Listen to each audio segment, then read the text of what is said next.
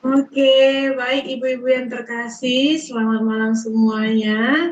Dan sebentar lagi acara kita akan mulai. Suara Ibu-Ibu sekalian yang terkasih kita akan mute di sini agar tidak mengganggu jalannya acara jika misalnya ada yang lupa untuk unmute suaranya. Nah, kita akan memulai ibadah kita. Selamat menyaksikan.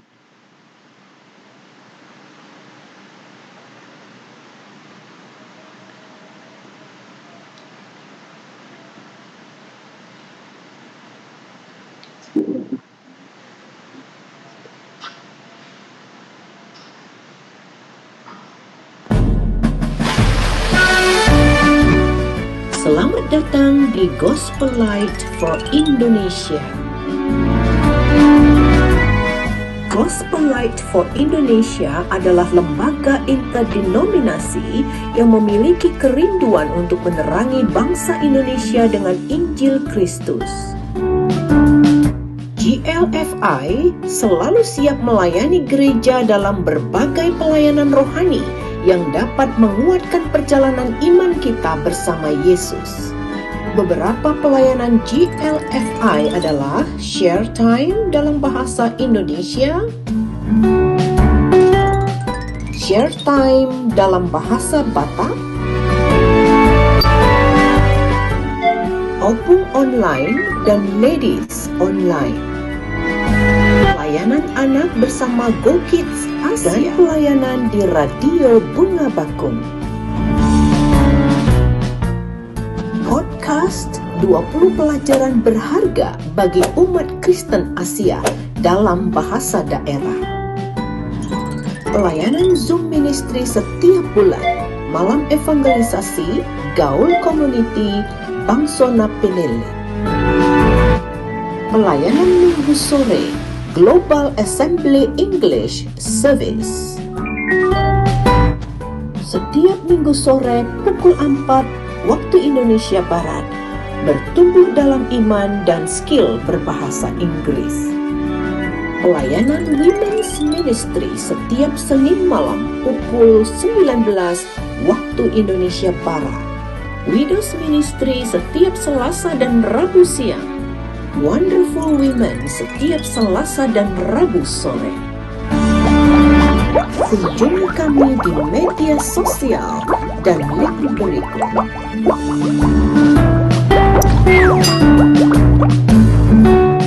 Salam kami tim GLFI, Pendeta Dr. Randus Tomo Siswadi Sihombing selaku Direktur dan Penanggung Jawab Pelayanan. Terima kasih atas kebersamaan kita hari ini. Selamat datang wahai wanita hebat dalam acara Women's Ministry yang diselenggarakan oleh Gospel Light for Indonesia. Adapun visi Women's Ministry yaitu menjadi komunitas wanita Kristen yang menjadikan Kristus jantung hati idaman dalam segala keadaan. Misi Women's Ministry membangun persekutuan wanita Kristen dari berbagai gereja dan denominasi, memperkuat iman kaum wanita untuk bertumbuh dalam Yesus, dan membagikan berita Injil Yesus Kristus kepada semua perempuan. Tema-tema Share Time pada bulan September adalah Lansia Tapi Belia, Trivena dan Trifosa, wanita banting tulang dalam pelayanan, dan janganlah gelisah hatimu. Mari kita ulas ketiga tema tersebut melalui pertanyaan dalam sesi Curhat, Curahan Hati Anak Tuhan. Bersama Bapak Pendeta Tomo Sihombing dan Ibu Sri Aryani Sitorus sebagai MC dan moderator. Untuk membuka acara ini, Ibu Evangelis Roska Hombing Choi akan memimpin kita dalam doa pembukaan. Dan pada akhir acara ini akan ditutup dalam doa oleh Ibu Pendeta Oktaviana Manulang STH MM. Tuhan Yesus memberkati. Curhat yuk!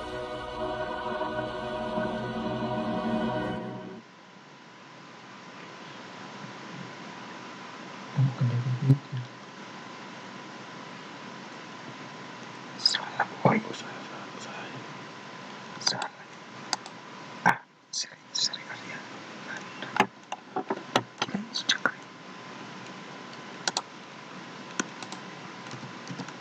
Ani apakah berada di dalam ruangan?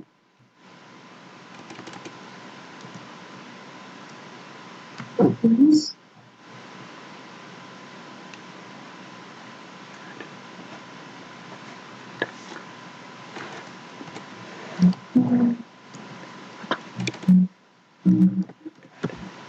Ibu Roska? Oke. Ya, selamat malam Bapak Ibu Saudara sekalian, Shalom. Maafkan saya karena ada gangguan sedikit internet di laptop saya pindah ke sini sejenak ya. Kita bersyukur kita boleh berkumpul malam ini. Selamat malam untuk para Bapak, Ibu yang boleh hadir di Zoom kita malam ini, Women Ministry edisi Curhat. Dan saya percaya Bapak Ibu yang hadir di sini berasal dari berbagai tempat yang kita belum tahu di mana, ada yang di dalam negeri, ada yang di luar negeri. Selamat datang secara khusus untuk para Bapak, Ibu, Saudara yang baru pertama kali hadir dalam Zoom yang diadakan oleh Gospelite for Indonesia. Semoga kita semua diberkati Tuhan dalam acara Zoom kita malam ini. Ada pepatah mengatakan bahwa tak kenal maka tak sayang. Maka itu saya izinkan saya memperkenalkan diri saya Anis Torus dari Bandung, yang akan menemani, memandu Bapak Ibu Saudara sekalian dalam acara Women Ministry kita malam ini. Saya mengundang dan berharap bahwa ibu-ibu semua di tempat ini, saudara-saudara semua memiliki hati yang setia dan tak pernah lelah dalam mengikut Tuhan. Karena itu kita akan memulai Zoom kita malam ini dengan kita menaikkan pujian Jangan Lelah. Setelahnya saya mengundang kepada Ibu Roska yang akan memimpin kita dalam doa pembukaan. Silakan Ibu Yulia.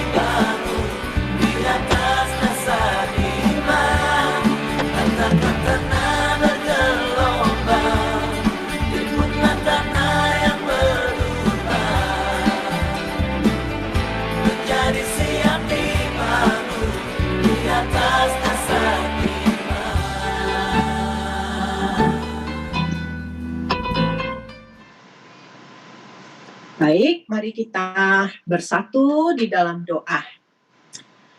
Bapa Surgawi, kami bersyukur untuk tibanya hari Senin malam, di mana kami boleh berhimpun bersama-sama. Kami ingin melayani satu dengan yang lain, Kami juga ingin mendengarkan firman-Mu dan mengadakan revisi untuk apa yang sudah kami pelajari.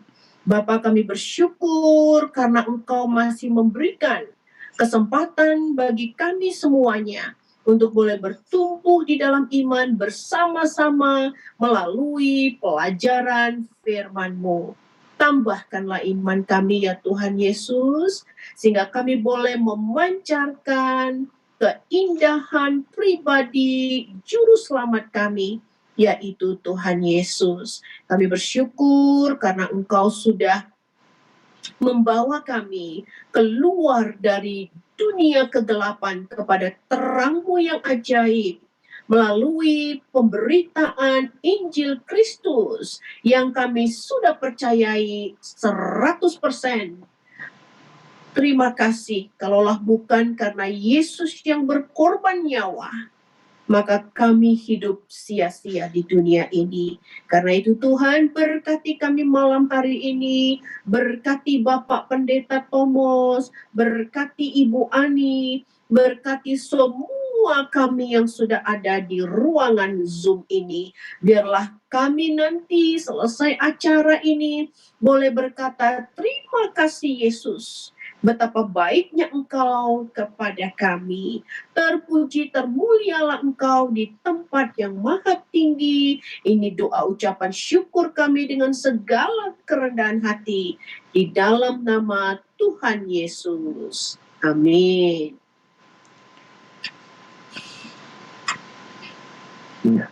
Terima kasih Ibu Roska. Ibu-ibu, kita dalam Women Ministry Curahan Hati Anak Tuhan, edisi yang spesial tiap bulannya di akhir bulan. Dan untuk September yang ceria ini merupakan rangkuman dari 3 kali pertemuan Women Ministry kita. Nah, kami sudah menerima beberapa pertanyaan. Jika ada pertanyaan yang masih mengganjal di hati ibu atau bapak atau saudara semua yang ada di sini, silahkan kirimkan ke chat room dan kita akan membahasnya sesuai dengan kebenaran firman Tuhan. Untuk menyiapkan hati kita mendengarkan kebenaran firman Tuhan, baiklah kita selalu bersyukur, kita akan menaikkan pujian, ku mau selalu bersyukur. Silahkan Ibu Yulia. Dengan apa ku membalas kasih-Mu yang ku terima dari-Mu? Dengan apa ku membalas cinta-Mu? Oh Yesusku, ku mau selalu bersyukur, selalu bersyukur. Kau Tuhan yang setia, yang selalu menopang. Ku mau selalu bersyukur, selalu bersyukur. Kau Bapakku yang setia.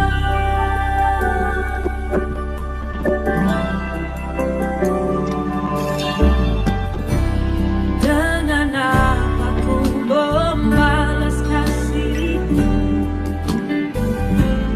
yang ku terima dari-Mu?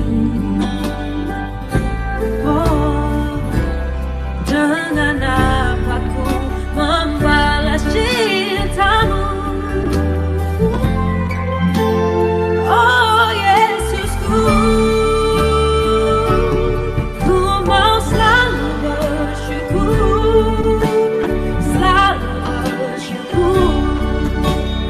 Kau Tuhan yang setia, yang selalu menopang. Ku mau selalu bersyukur, selalu bersyukur.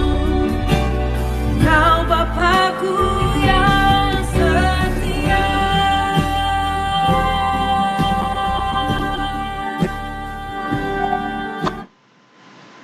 Ya, baik, mari kita satukan hati di dalam doa. Bapa di surga, kami mengucap syukur malam hari ini kan boleh kembali berkumpul dalam satu hati, mau belajar bersama-sama dari Tuhan, bagaimana Tuhan ingin kami lebih dalam lagi mengerti kehendak Tuhan di dalam kehidupan kami. Kami rindu kembali membahas setiap bagian firman Tuhan yang tadi diajarkan kepada kami oleh hamba-hambamu, dan juga pada kesempatan ini kami juga ingin sharing, memperdalam iman kami, sehingga kami terus bertumbuh di dalam Tuhan. Terima kasih Bapa yang baik. Ini doa kami, berkatilah hambamu yang menyampaikan firman Tuhan, berkati semua kami yang mendengarkannya, dan nama Tuhan yang dipermuliakan. Terima kasih Bapa, dalam nama Tuhan Yesus kami sudah berdoa dan mengucap syukur. Amin. Ya, baik, selamat malam para ibu-ibu yang terkasih. Kita bertemu kembali di dalam acara Women Ministry ini, sesi curhat ya. Nah, saya didampingi oleh istri saya, Ibu Ani Sitorus. Namun kelihatannya ada gangguan teknis di laptop beliau, sehingga saya coba sambil kita menantikan ya. Nah, jadi kami dikaruniakan oleh Tuhan 3 orang anak, 1 orang putri yang pertama baru lulus dari perguruan tinggi, dan bulan depan dalam anugerah Tuhan akan memulai babak baru dalam pekerjaan ya. Yang kedua masih kuliah di Unpad, yang ketiga baru masuk kuliah di Brawijaya. Nah, kami sangat bersyukur kalau Tuhan memberkati keluarga kami dan tentu juga keluarga kita semua ya. Nah, mari Bapak Ibu sekalian, bahwa di dalam bulan Desember ini kita telah mendengarkan berbagai topik khotbah. Yang pertama itu adalah lansia tapi belia, yang dibawakan oleh Ibu Evangelis Roska Choi. Lalu yang kedua tentang Trivena dan Trifosa, 2 orang bersaudara yang melayani katanya banting tulang ya. Lalu yang ketiga, jangan gelisah hatimu, yang dibawa oleh Ibu Evangelis Janis dan diterjemahkan oleh Ibu Roska Choi.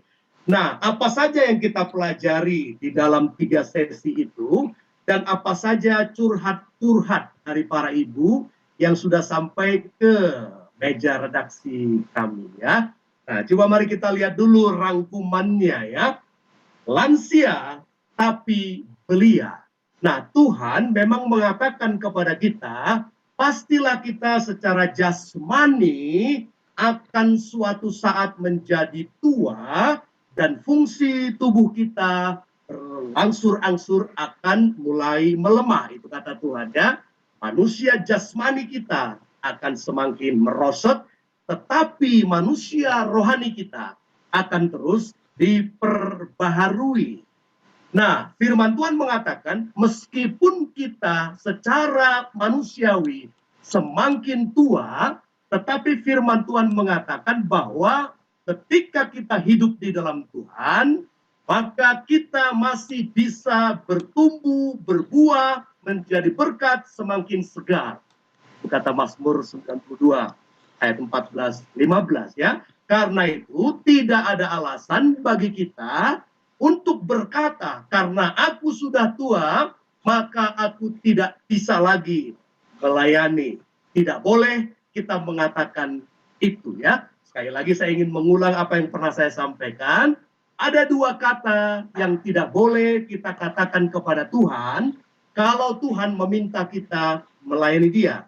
Yang pertama, jangan katakan aku tidak bisa. Kalau kita mengatakan seperti itu, berarti kita sedang meremehkan Tuhan yang bisa memampukan kita untuk melayani. Yang kedua, jangan katakan aku tidak mau. Kalau kita katakan aku tidak mau, berarti kita orang yang tidak taat. Nah, mari kita lihat dulu dalam lansia tapi belia ini ada satu curhatan pada waktu itu ya. Ada satu curhatan. Curhatannya mengatakan begini. Saya sudah tua, tetapi apa yang bisa saya lakukan untuk Tuhan? Sementara teknologi pun saya nggak ngerti. Berzoom ini, saya belajar lama sekali baru bisa saya berzoom. Lalu bagaimana saya tidak menjadi beban bagi anak-anak saya. Waduh, ini pasti menjadi pergumulan di antara saudara-saudara kita yang lanjut usia. Nah, sekarang mari kita lihat ya. Mari kita lihat apa kata firman Tuhan dalam Lukas pasal 2 ayat 36 sampai 38. Apakah Ibu Ani sudah bisa membacakan dari sana? Kalau sudah bisa, silakan perdengarkan suara. Oke, sudah bisa. Puji Tuhan. Tapi suara dulu ya. Dari berapa Pak, Lukas? Lukas 2 ayat 36 sampai 38. Oke, Lukas 2 ayat 36 sampai 38. Lagi pula di situ ada Hana, seorang nabi perempuan, anak Fanuel dari suku Asher. Ia sudah sangat lanjut umurnya. Sesudah kawin, ia hidup 7 tahun lamanya bersama suaminya. Dan sekarang ia janda dan berumur 84 tahun. Ia tidak pernah meninggalkan bait Allah dan siang malam beribadah dengan berpuasa dan berdoa. Dan pada ketika itu juga datanglah ia ke situ dan mengucap syukur kepada Allah dan berbicara tentang anak itu kepada semua orang yang menantikan kelepasan untuk Yerusalem. Iya, baik. Di dalam Lukas 2 ini kita melihat ada seorang wanita yang sudah sangat tua. Dia seorang pelayan, katakan seorang nabi perempuan yang berumur 84 tahun. Nah, ketika kita mencapai umur 84 tahun, mungkin kita secara manusiawi sudah lemah ya. Nah, tapi kalau kita lihat contoh wanita yang berusia 84 tahun ini, seorang janda yang sudah tua, yang luar biasa, yang mungkin saja tidak ada di antara kita yang seusia dia saat ini ya, yang saya duga. Tetapi di dalam masa tuanya, dia melakukan pelayanan yang luar biasa, yang tentu kita juga bisa melakukan, karena dia menjadi contoh. Nah, apa yang dia lakukan? Nah, kalau kita lihat ayat-ayat tadi, yang pertama, dia tetap bisa beribadah dengan berpuasa dan berdoa. Tentu kita bisa melakukan ini, berpuasa dan berdoa, apalagi berdoa. Jadi kalau kita mengatakan apa yang bisa kulakukan dalam masa tuaku, minimal kita bisa melakukan pelayanan yang luar biasa, yaitu berdoa. Berdoa untuk siapa? Berdoa untuk keluarga kita, berdoa untuk keturunan kita, berdoa untuk cucu-cucu kita. Dan kita tahu kuasa doa orang yang benar itu sangat besar kuasanya yang bisa mengubahkan. Nah, Bapak Ibu, Ibu-ibu, kita tahu banyak orang-orang yang luar biasa dilahirkan oleh Tuhan, dipakai oleh Tuhan karena buah daripada terutama doa para ibu. Nah, kalau boleh saya katakan, ibu-ibu, saya dan saudara-saudara saya yang sampai hari ini masih hidup, kami yakin sekali kami bisa seperti ini karena buah doa dari orang tua kami, terutama ibu kami. Salah satu pelayanan ibu kami adalah melayani dengan doa. Saya ingat sekali ya, setiap pagi di ruang belakang dari rumah kami, dia mengundang para ibu-ibu satu kelompoknya, lalu mereka berdoa tiap pagi. Dan apa yang didoakan? Nama saya disebut di situ. Ya. Jadi jangan pernah mengatakan aku tidak bisa berbuat apa-apa. Seluruh sudah berusia lanjut, pelayanan Hana ini bisa kita lakukan. Lalu yang kedua, apa pelayanan Hana ini? Pada saat itu dikisahkan Yesus mau disunat. Berumur 8 hari dibawa ke bait Allah. Hana sempat melihat Yesus itu, lalu dikatakan dia menceritakan tentang Yesus itu kepada orang-orang.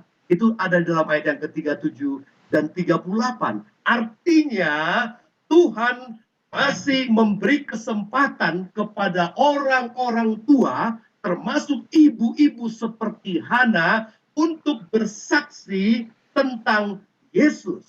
Tentu bersaksinya bukan pergi kemana-mana, tapi diam dalam bait Allah, itu artinya pusatnya, diam dalam rumahnya, lalu kemudian dia siapa yang datang ke rumahnya, dia menceritakan tentang Yesus. Nah mari ya, ibu-ibu yang terkasih, kalau kita sudah tua, ada minimal 2 yang bisa kita kerjakan, yaitu berdoa dan bersaksi kepada orang-orang yang menghubungi kita atau yang mengunjungi kita, ya. Nah, ini luar biasa sekali. Lalu coba Ibu Ani baca Efesus 6 ayat 1 sampai 3. Efesus 6, 1 sampai 3. Hai anak-anak, taatilah orang tuamu di dalam Tuhan, karena haruslah demikian. Hormatilah ayahmu dan ibumu, ini adalah suatu perintah yang penting, seperti yang nyata dari janji ini, supaya kamu berbahagia dan panjang umurmu di bumi. Nah, ada satu hal yang mau Tuhan ingatkan, sebuah anugerah yang Tuhan titipkan kepada orang tua yang sudah memiliki anak-anak dan keturunan, yaitu bisa menjadi berkat bagi keturunan kalau keturunan kita menghormati kita. Wah, itu luar biasa ya. Kita dipakai Tuhan menjadi saluran berkat bagi anak-anak kita. Lalu anak-anak kita ketika mereka menghormati kita, memuliakan kita sebagai orang tua, di situ anugerah Tuhan untuk kita yang akan merasakan berkat Tuhan kepada anak-anak kita, yaitu berkat panjang umur dan bahagia. Nah, artinya apa? Kalau kita ingin anak-anak kita diberkati oleh Tuhan melalui kita, maka kita mendoakan mereka, mengingatkan mereka bahwa kita semua harus menghormati orang tua kita, mentaati mereka yang di dalam Tuhan, sehingga janji firman Tuhan digenapi, mereka akan panjang umur dan berbahagia di dalam Tuhan. Nah, itu luar biasa. Lalu 1 Timotius 5 ayat 8. 1 Timotius 5 ayat 8, tetapi jika ada seorang yang tidak memeliharakan sanak saudaranya, apalagi seisi rumahnya, orang itu murtad dan lebih buruk dari orang yang tidak beriman. Ya, di sini ada pesan firman Tuhan untuk kita semua, termasuk keturunan kita ya. Firman Tuhan mengatakan bahwa kita wajib menghidupi, memelihara orang-orang yang Tuhan titipkan kepada kita, khususnya orang tua kita ya. Jadi sebagai orang tua kita, kita itu ditopang oleh Tuhan. Jadi kalimatnya yang di atas ya, pertanyaannya, saya nggak mau jadi beban. Tuhan tidak pernah membuat kita jadi beban. Justru Tuhan ingin kita menjadi berkat. Melalui apa? Pelayanan doa kita. Melalui apa? Melalui pelayanan kesaksian kita. Melalui apa? Melalui kita dipakai Tuhan untuk memberkati anak-anak kita ketika mereka menghormati kita. Lalu kita diberkati Tuhan melalui firman Tuhan bahwa keturunan kita wajib mengasihi kita, menopang kita karena pesan firman Tuhan. Jadi ibu-ibu, jangan pernah berkata begini, aku nggak mau jadi beban bagi anak-anakku. Karena itu aku tidak mau mereka susah-susah melayani aku. Kalau kita mengatakan begitu, artinya kita sedang melawan firman Tuhan. Izinkan, biarkan, doakan anak-anak kita diberkati oleh Tuhan ketika mereka menghormati kita sebagai orang tua. Tetapi bukan dalam rangka kita memaksa mereka. Bukan dalam rangka kita mengemis kepada mereka. Tidak. Tetapi dalam rangka firman Tuhan digenapi dalam kehidupan kita. Baik, Ibu Ani, apakah ada curhat-curhat yang lain sehubungan dengan masalah? Iya, yuk saya bacakan ya. Ini ada yang masuk. Sebagai lansia, pasti semuanya serba terbatas. Apalagi ditambah dengan pandemi COVID saat ini. tidak bisa ke gereja, ke pesta, ke pertemuan lainnya. Sementara dalam firman Tuhan di Ibrani 10 ayat 25 berkata, janganlah kita menjauhkan diri dari pertemuan-pertemuan tersebut. Bagaimana itu, Pak? Oh iya, ya. Jadi masa COVID ini memang memiliki dampak yang luar biasa kepada kita, termasuk dalam kehidupan rohani kita. Nah, tentu kita harus melihat dari sisi Tuhan, ya. Kalau Tuhan mengizinkan COVID ini menerpa seluruh dunia, tentu Tuhan punya rencana di dalamnya, ya. Roma 8 ayat 28 mengatakan bahwa Tuhan turut bekerja di dalam segala sesuatu untuk mendatangkan kebaikan. Kebaikan bagi siapa? Bagi mereka yang mengasihi Dia. Nah, tentu sesuai dengan janji firman Tuhan ini, kita harus merasakan kebaikannya. Nah, apa kebaikannya? Tentu banyak kebaikannya, di samping tentu tantangan-tantangan yang kita alami. Tantangan yang kita alami misalnya akibatnya kita tidak bisa ke gereja, tidak bisa untuk bersekutu dengan saudara-saudara kita seiman yang lain. Padahal Tuhan mengatakan kita jangan menjauhkan diri dari persekutuan. Tetapi Tuhan itu bukan Allah yang dalam tanda kutip bodoh, bukan, ya. Tuhan bukan Allah yang mengizinkan segala sesuatu terjadi, lalu firman-Nya tidak bisa digenapi. Oh, bukan seperti itu Allah kita. Karena itu nanti kita akan memahami persekutuan itu jangan selalu kita artikan persekutuan dalam gereja yang besar seperti itu. Atau persekutuan yang selalu harus tatap muka atau ketemu secara fisik.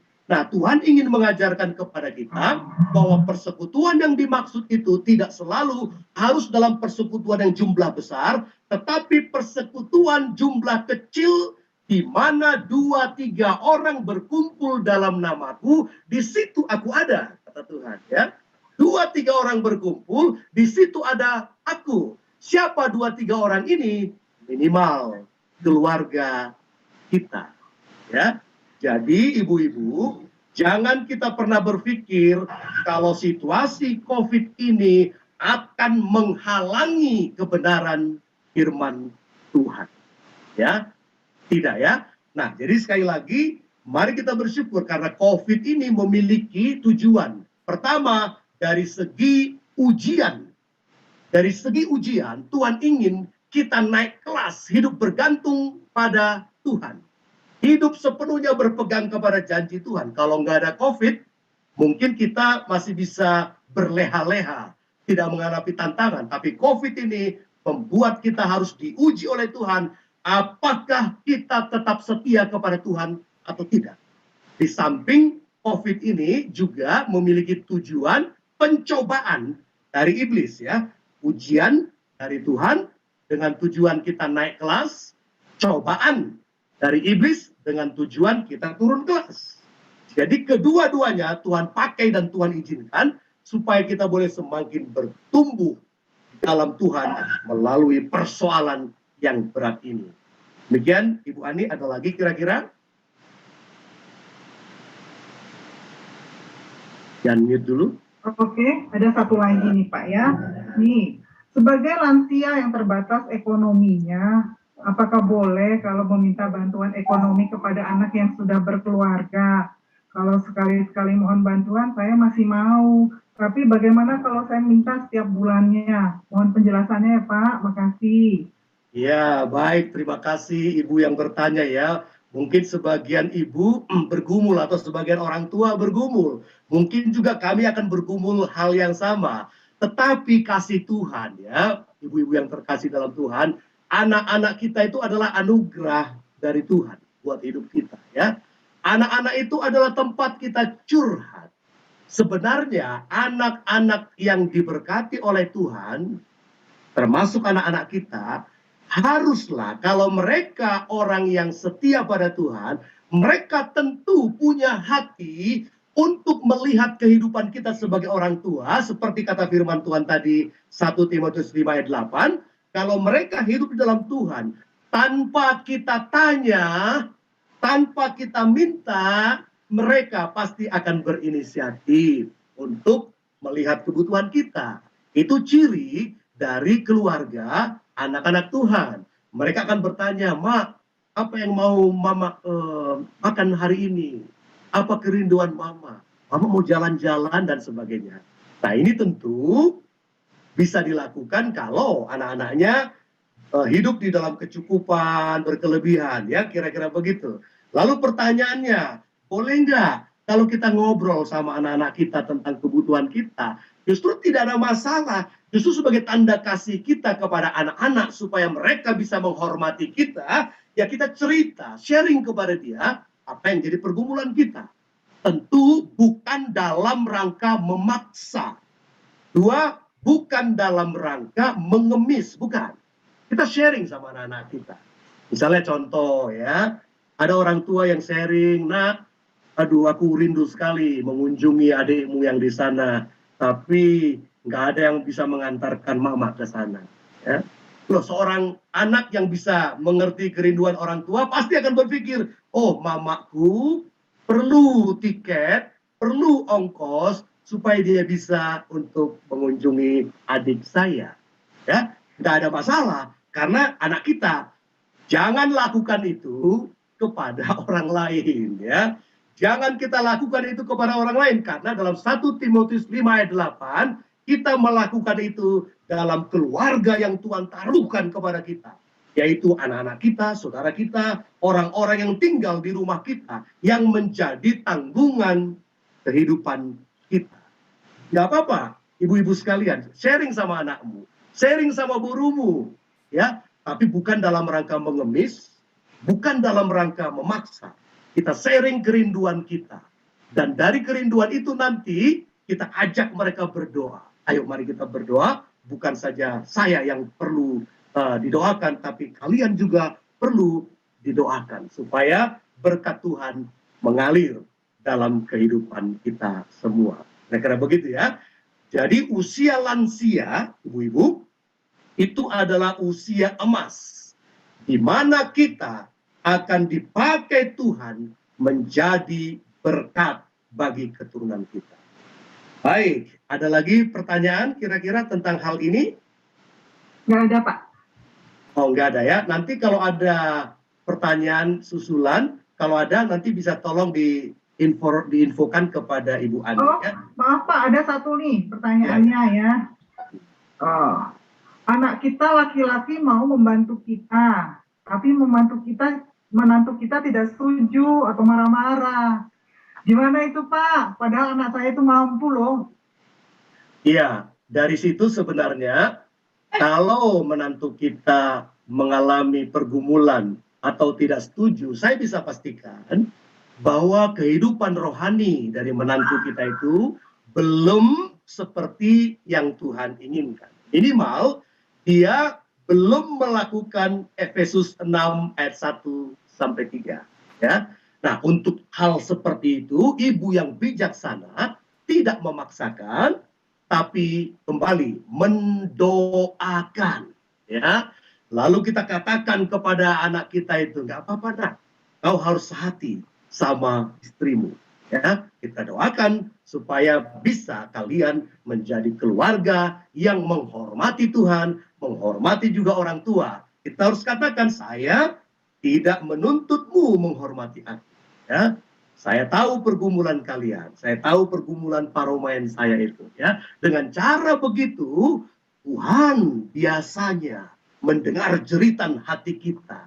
Dan kalau kita adalah orang yang dipandang Tuhan setia selama ini, Tuhan pasti akan menggerakkan hati menantumu untuk melakukan firman Tuhan. Yang penting kita bersabar, ya, kira-kira begitu. Inang yang bertanya tadi ya, jangan khawatir, jangan langsung kita merasa, aduh ini bagaimana, doakan. Yang penting anakmu sudah menunjukkan hatinya, tetapi tidak sehati dengan menantunya. Biarkan mereka berdoa. Jangan biarkan anakmu melangkah sendiri tanpa kesehatian. Kadang-kadang kan kita sebagai orang tua, nggak apa-apa lah anakku yang ini, udah anakku aja yang kupegang ini. Itu nanti akan membuat hubungan anakmu dan menantumu tidak baik di hadapan Tuhan, tidak harmonis. Jangan kita menjadi sumber memecah antara anak kita dengan keturunan kita. Ya, kita pun tahu Tuhan pasti akan memberkati kita dengan caranya Tuhan. Jangan khawatir, Inang ya. Doakan menantumu itu supaya memiliki hati ya yang terekspresi sesuai dengan firman Tuhan yang baru kita baca. Demikian Ibu Ani. Belum ada lagi Pak pertanyaan untuk yang ini. Bisa kita beralih ke topik kedua? Bisa. Baik, kalau tidak ada lagi ya, saya simpulkan orang yang sudah usia tua diberi anugerah kehormatan oleh Tuhan ya. Kehormatan oleh Tuhan untuk tetap melayani, diberi kehormatan oleh Tuhan untuk menjadi saluran berkat bagi keturunan, dan diberi kehormatan oleh Tuhan ditopang oleh keluarganya, yaitu anak-anaknya. Jangan khawatir. Karena itulah firman Tuhan 3 minggu yang lalu, sampai masa tuamu, aku Dia yang menggendong kamu, yang menopangmu. Tuhan yang menopang. Tentu salah satunya menopang melalui keturunan kita. Ya. Nah, sekarang topik yang kedua. Nah, ini tentang trivena dan trifosa yang dikatakan banting tulang melayani. Ya. Banting tulang melayani. Dan ada satu curhat. Ya. Curhatnya kira-kira begini. Saya rindu sekali melayani. Tetapi apa sih artinya melayani? Apakah aku harus khotbah di mimbar? Aku harus memimpin sebuah kelompok PA? Apakah aku harus membimbing orang lain secara rohani? Apakah aku harus mengabarkan Injil dan seterusnya? Sehingga sebagian kita merasa belum melayani kalau tidak melakukan hal-hal itu. Nah, mari coba kita lihat apa kata firman Tuhan definisi pelayanan. Baca 1 Petrus 4 ayat 10 sampai 11. Jadi buka dulu. 1 Petrus 4 ayat 10 sampai 11. Layanilah seorang akan yang lain sesuai dengan karunia yang telah diperoleh tiap-tiap orang sebagai pengurus yang baik dari kasih karunia Allah. Jika ada orang yang berbicara, baiklah ia berbicara sebagai orang yang menyampaikan firman Allah. Jika ada orang yang melayani, baiklah ia melakukannya dengan kekuatan yang dianugerahkan Allah, supaya Allah dimuliakan dalam segala sesuatu karena Yesus Kristus.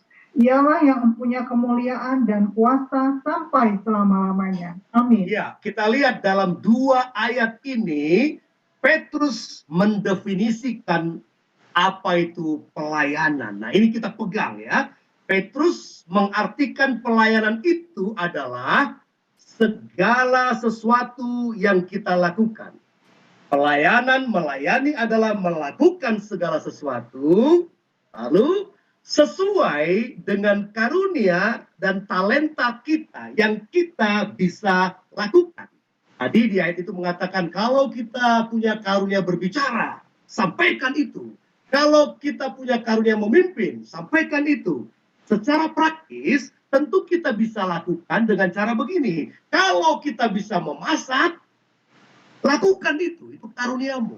Kalau kita bisa menasihati, lakukan itu. Itulah melayani. Lalu yang ketiga, nah ingat dalam ayat itu dikatakan, melakukan dengan kekuatan yang dianugerahkan oleh Allah. Kalau kita melakukan segala sesuatu dengan kekuatan kita, dengan anggar jagonya kita, dengan kehebatan kita sendiri, maka kita sedang melayani diri sendiri. Itu bukan melayani. Mari ibu-ibu sekalian, kita melayani karena anugerah Tuhan, kekuatan Tuhan yang memakai karunia kita. Lalu yang keempat, apa yang kita lakukan itu bermanfaat bagi sesama. Itu sebabnya dalam ayat 10 tadi, layanilah satu sama lain. Kita harus merasakan manfaat daripada pelayanan orang, saudara kita kepada kita. Saudara kita pun harus merasakan manfaat dari apa yang kita lakukan pada dia. Lalu yang terakhir, Ini ciri daripada sebuah pelayanan. Kalau tidak ada ini, maka kita sedang tidak melayani. Apa itu? Yaitu untuk kemuliaan Tuhan. Nah, dengan kata lain, kalau kita melakukan sesuatu, apakah itu yang kecil, apakah itu yang sederhana, kalau itu untuk kemuliaan Tuhan dan bisa membantu saudara-saudara kita seiman dan kita lakukan dengan kekuatan Allah sesuai dengan karunia kita yang bisa kita lakukan, maka itulah artinya melayani. Ya. Nah, saya beri contoh. Coba kita baca 1 Korintus 10 ayat yang ke-31.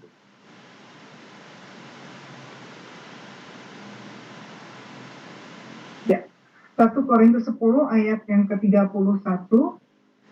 Aku menjawab, jika engkau makan atau jika engkau minum, atau jika engkau melakukan sesuatu yang lain, lakukanlah semuanya itu untuk kemuliaan Allah. Lakukanlah semuanya itu untuk kemuliaan Allah. Jika engkau makan, jika engkau minum, atau melakukan segala sesuatu. Jadi, makan pun adalah sebuah pelayanan. Kalau kita lakukan untuk kemuliaan bagi nama Tuhan. Mencuci piring pun sebuah pelayanan. Apabila kita melakukan untuk kemuliaan Tuhan, dan ada orang yang diberkati melalui pelayanan kita itu. Mengepel pun adalah sebuah pelayanan apabila kita lakukan dengan anugerah Tuhan, dengan sukacita untuk kemuliaan Tuhan, supaya orang diberkati, itu pun adalah sebuah pelayanan. Jadi melayani itu sebenarnya mulai daripada perkara-perkara yang sederhana. Menelepon orang pun, menguatkan dia, menanyakan apa kabarnya adalah sebuah pelayanan. Tersenyum kepada orang lain dan orang lain diberkati dengan senyum kita adalah sebuah pelayanan.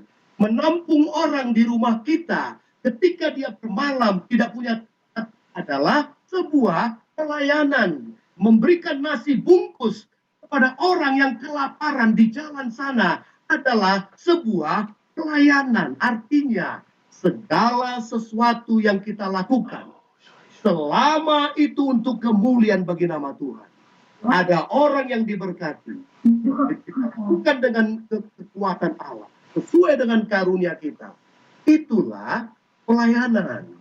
Jadi jangan sampai kita berpikir bahwa pelayanan itu haruslah seperti yang dilakukan Pendeta Thomas sekarang.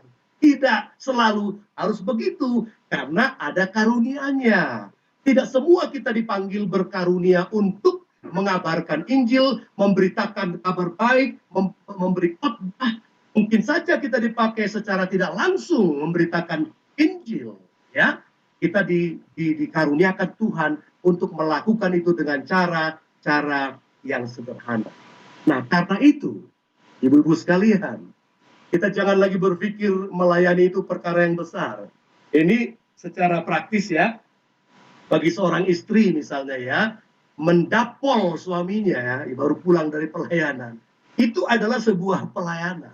Menyiapkan air minum bagi suaminya, itu adalah sebuah pelayanan. Ya. Nah, sekarang mari kita lihat curhat yang berikutnya. Ya, saya rindu melayani, tetapi tidak didukung oleh pasangan dan keluarga.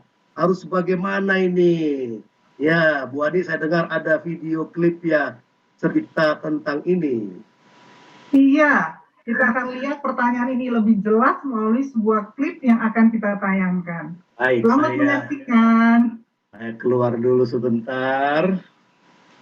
Oke, kita akan saksikan video klipnya. Iya. Ya. Oke. Nah, ya.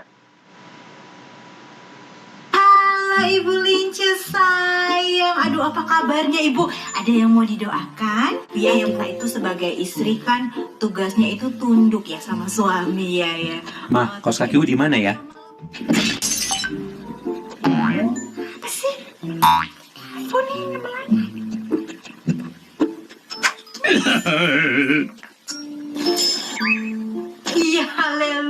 puji Tuhan ya Ibu ya. Iya. Biasalah Bu ya, namanya juga anak-anak ya. Mintalah kepada Tuhan supaya kita itu diberi kesabaran ya Bu ya. Mau makan dong. Ibu lihat aja di meja. Mama lagi melayani nih.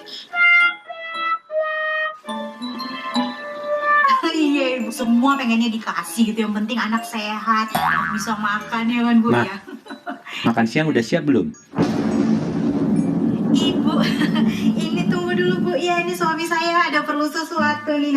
Ibu bisa aja, sudah sewajarnya lah Bu, saya melayani suami, itu kan tugas saya sebagai istri. Iya. Oke ya Ibu, sayangnya nanti saya telepon lagi ya. Haleluya, puji Tuhan. Apa ini ya? Gak ngerti Mama lagi melayani, kenapa diganggu-ganggu? Bukan orangnya juga jiwanya yang dititipkan Tuhan untuk Mama layani. Kalau memang lapar ribet amat, tinggal lihat itu ada di meja makan. Heran. Haleluya Ibu Lince. Iya, kita sambungin tadi Bu ya. Puji Tuhan Ibu. Iya, biasalah suami kan kalau butuh saya harus layani dulu. Iya Ibu. Iya sama-sama Ibu, Tuhan berkati. Yuk. Pak, Tito.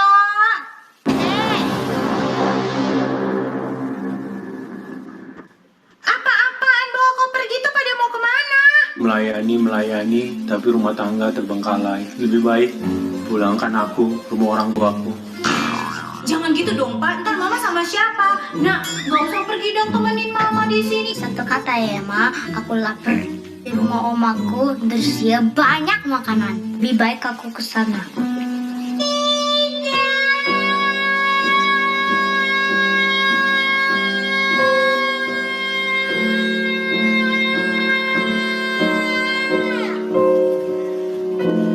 Istri yang cakap, siapakah yang akan mendapatkannya? Ia lebih berharga daripada permata. Salah satu pujian Amsal terhadap wanita yang cakap ialah ia berbuat baik kepada suaminya, menyediakan makanan untuk seisi rumahnya, mulutnya penuh hikmat, dan tutur katanya lemah lembut.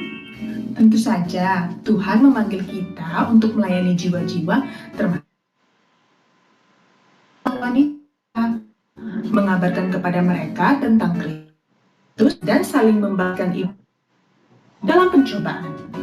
Tapi, ingatkah kita bahwa keluarga adalah jiwa-jiwa yang Tuhan taruh di depan mata kita untuk dilayani? Tidak hanya melalui firman, tapi melalui kehangatan kita sebagai seorang istri dan ibu dalam rumah tangga. Marilah kita tidak mengabaikan hal yang tampak sederhana, tidak wah, dan tidak dilihat orang ini. Namun, percayalah, Tuhan melihat. Anak-anaknya bangun dan menyebutnya berbahagia. Pula suaminya memuji ia. Banyak wanita telah berbuat baik, tetapi Ya. Allah melebihi. Baik, ada lagi Bu Ani? Nah, kalau masalahnya sebaliknya Pak, ini kan masalahnya istri katanya yang nggak bisa membagi waktu gitu.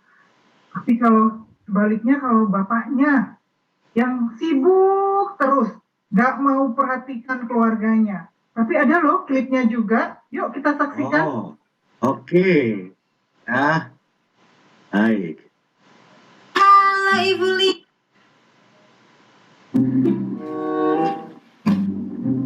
Bang,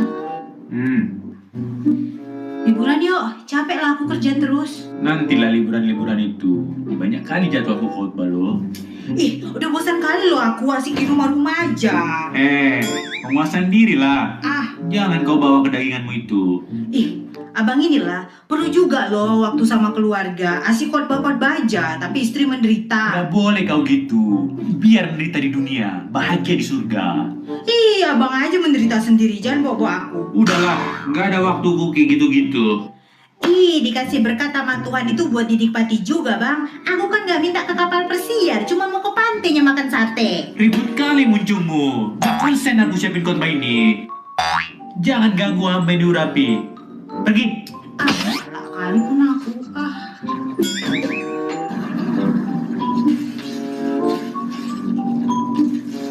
Ma, mana jubahku? Kok gak ada?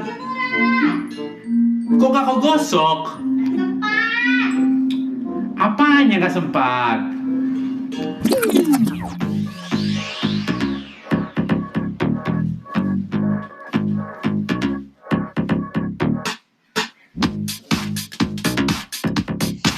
Mau kemana kau? Mau liburan, pipi udah dimenor-menorin, bibir udah dimerah-merahin, gak pernah diajak-ajak. Lebih berharga Jumat itu sama abang kan? Aku pergi sendiri, bye. Iya, baik. Kita sudah mendengarkan dua cuplikan tentang bagaimana pasangan yang rindu melayani tetapi tidak akur satu sama lain sehingga menjadi beban. Nah, tentu hal ini menjadi sebuah pergumulan di antara hamba-hamba Tuhan, termasuk juga mungkin di sebagian keluarga, di tengah-tengah ibu-ibu sekalian. Rindu melayani tidak didukung oleh pasangan, tidak didukung oleh keluarga. Nah, bagaimana kita menyikapinya? Ini penting ya. Nah, Tuhan ingin mengajarkan kita di sini satu prinsip yang sangat penting tentang keluarga dan pelayanan. Coba mari kita baca dulu dalam Yosua 24 ayat 15, silakan. Yosua 24 ayat 15, tetapi jika kamu anggap tidak baik untuk beribadah kepada Tuhan, pilihlah pada hari ini kepada siapa kamu akan beribadah. Allah yang kepadanya nenek moyangmu beribadah di seberang sungai Efrat, atau Allah orang Amori yang negerinya kamu diami ini. Tetapi aku dan seisi rumahku, kami akan beribadah kepada Tuhan. Iya, kita tahu cerita Yosua yang luar biasa ini ya. Yosua punya prinsip, aku dan keluargaku, kami beribadah kepada Tuhan. Keluarga adalah prioritas utama pelayanan kita. Itulah yang ditunjukkan oleh Yosua. Yosua, dia tidak peduli kalian itu mau menyembah siapa. Kalian mau jauh dari Tuhan, kalian pilih. Tapi aku dan seisi rumahku, kami akan beribadah kepada Tuhan. Nah, coba perhatikan kalimat yang digunakan oleh Yosua ya. Tetapi dia katakan aku dan seisi rumahku, lalu kami. 3 kata ya. Aku, seisi rumahku, dan kami. Dia rindu pelayanan dalam kehidupan mereka itu adalah pelayanan yang terintegrasi. Kami, untuk kami, yaitu keluargaku, kami harus beribadah kepada Tuhan. Dan aku harus melayani keluargaku supaya mereka beribadah kepada Tuhan. Ini prioritas. Ya. Jangan sampai salah prioritas. Lalu yang kedua, kita coba baca 1 Timotius 3 ayat yang kelima. Jikalau seorang tidak tahu mengepalai keluarganya sendiri, bagaimanakah ia dapat mengurus jemaat Allah? Jika seseorang tidak bisa mengepalai atau melayani atau memimpin keluarganya, bagaimana dia bisa memimpin atau melayani jemaat? Dengan kata lain, prioritas kita adalah melayani keluarga dulu, baru jemaat.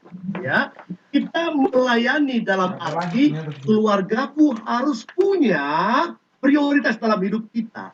Sehingga mereka harus kita layani dulu sebelum kita melayani jemaat. Karena firman Tuhan mengatakan, kalau kita tidak bisa melayani keluarga kita, tidak mungkin kita bisa melayani jemaat. Nah, ini prinsip ya. Lalu yang berikutnya, Filemon. Kitab Filemon 1 ayat 2. Dan kepada Afia, saudara perempuan kita, dan kepada Arkikus, teman seperjuangan kita, dan kepada jemaat di rumahmu. Kepada jemaat di rumahmu. Mari kita lihat. Keluarga itu adalah gereja, pagaran terkecil. Tempat utama kita melayani sebagai pekerjanya. Kita itu parhalado.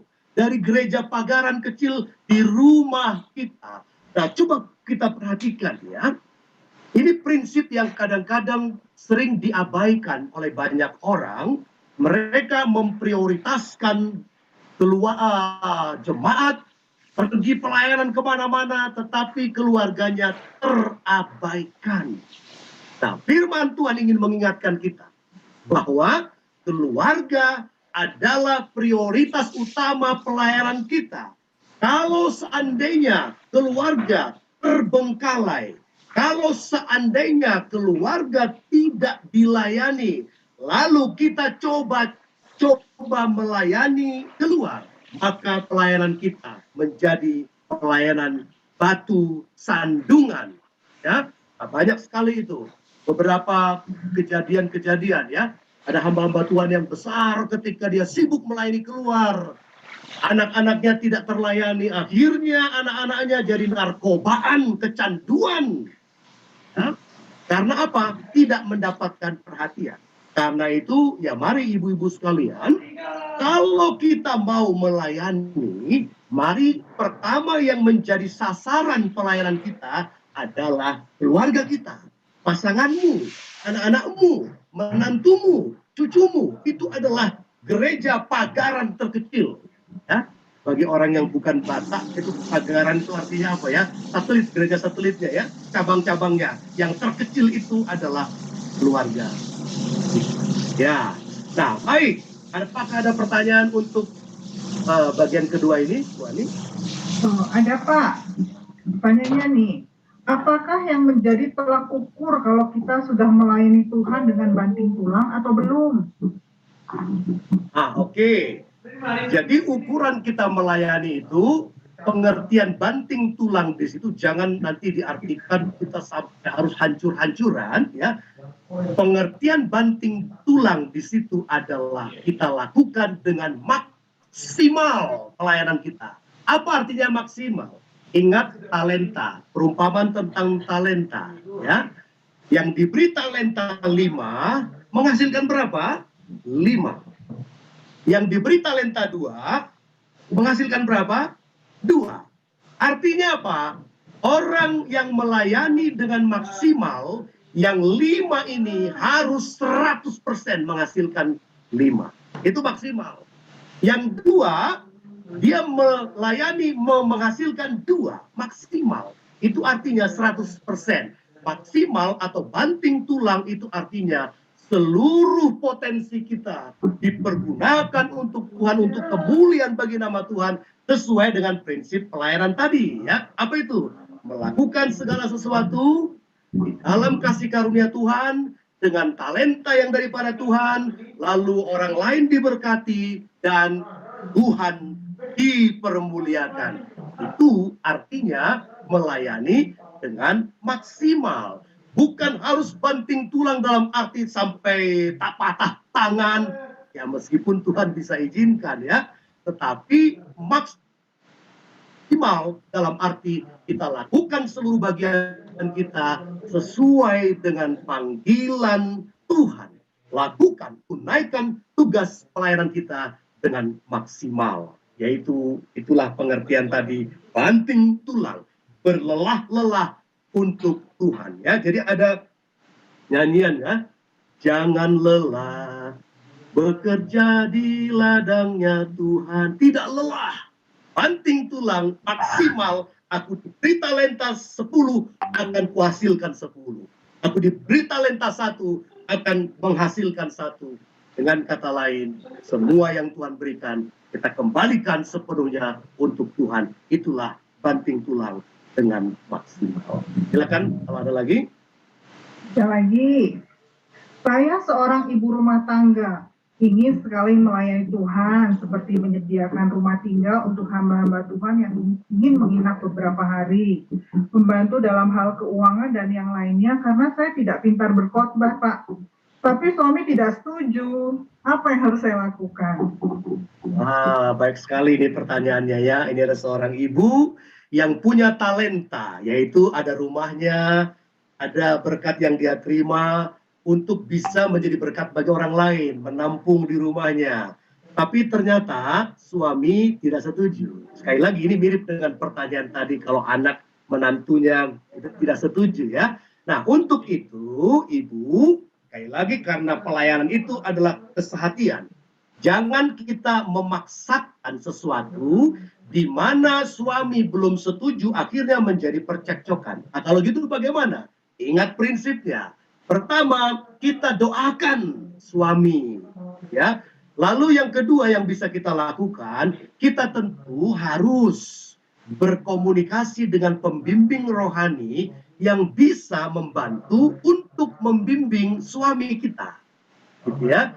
Karena begini, kadang-kadang suami itu memiliki keputusan tertentu karena belum memiliki pengertian tentang kebenaran firman Tuhan. Bisa jadi di benak suami adalah kalau ada orang tinggal di rumah kita, kita jadi repot nanti. Orang ini nanti akan jadi beban buat kita. Kita tidak bisa menikmati, privasi kita akan terganggu.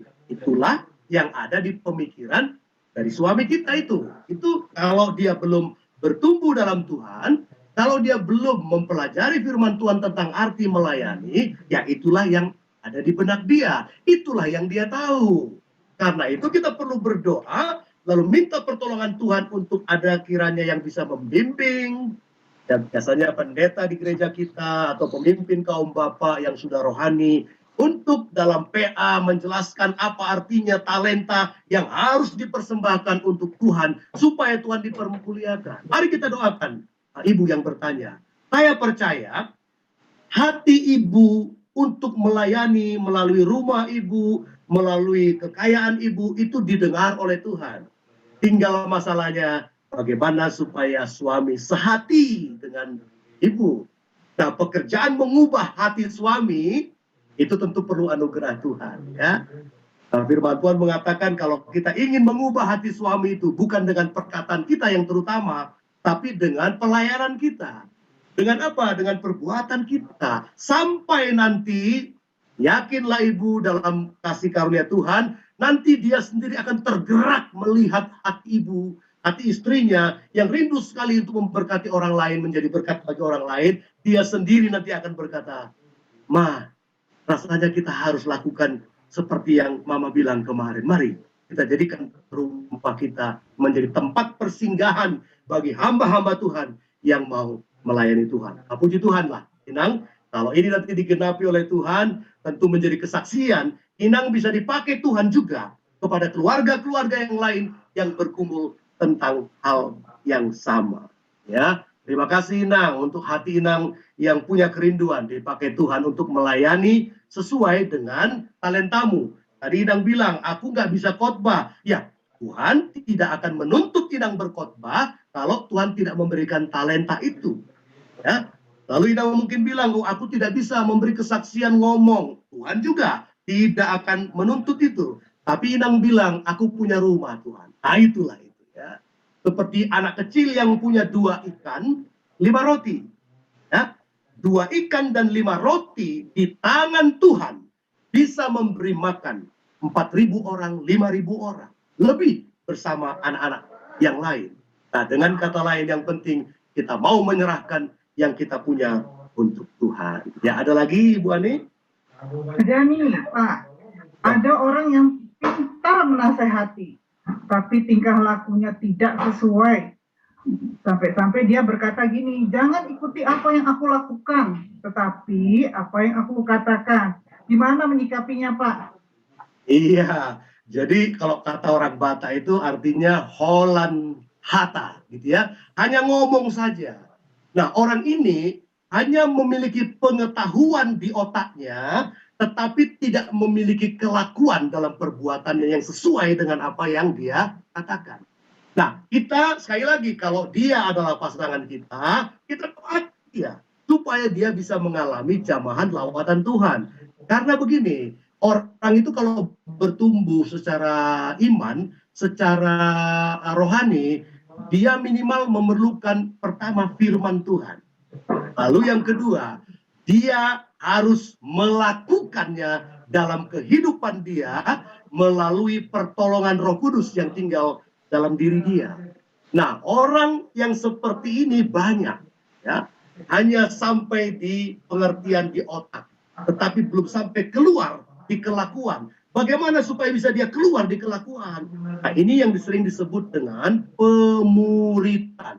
Dimuridkan, dibimbing, apa yang dia mengerti harus dia bisa dilakukan oleh dia. Lalu ketemu lagi dengan pembimbing, harus dievaluasi apa yang sudah dia katakan, yang sudah dia lakukan, supaya dia terus bertumbuh integritas sebagai hamba Tuhan, integritas sebagai anak Tuhan, bahwa apa yang dia katakan itu yang dia lakukan. Ya. Nah, jadi kita doakan. Lalu dia perlu dibimbing.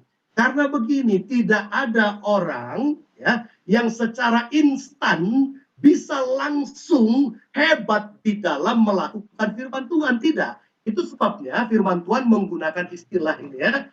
Bayi rohani, anak-anak rohani, remaja rohani, sampai kepada dewasa rohani. Jadi kalau dia sampai di anak-anak rohani, bisa jadi dia banyak tahu, tetapi belum bisa melakukannya.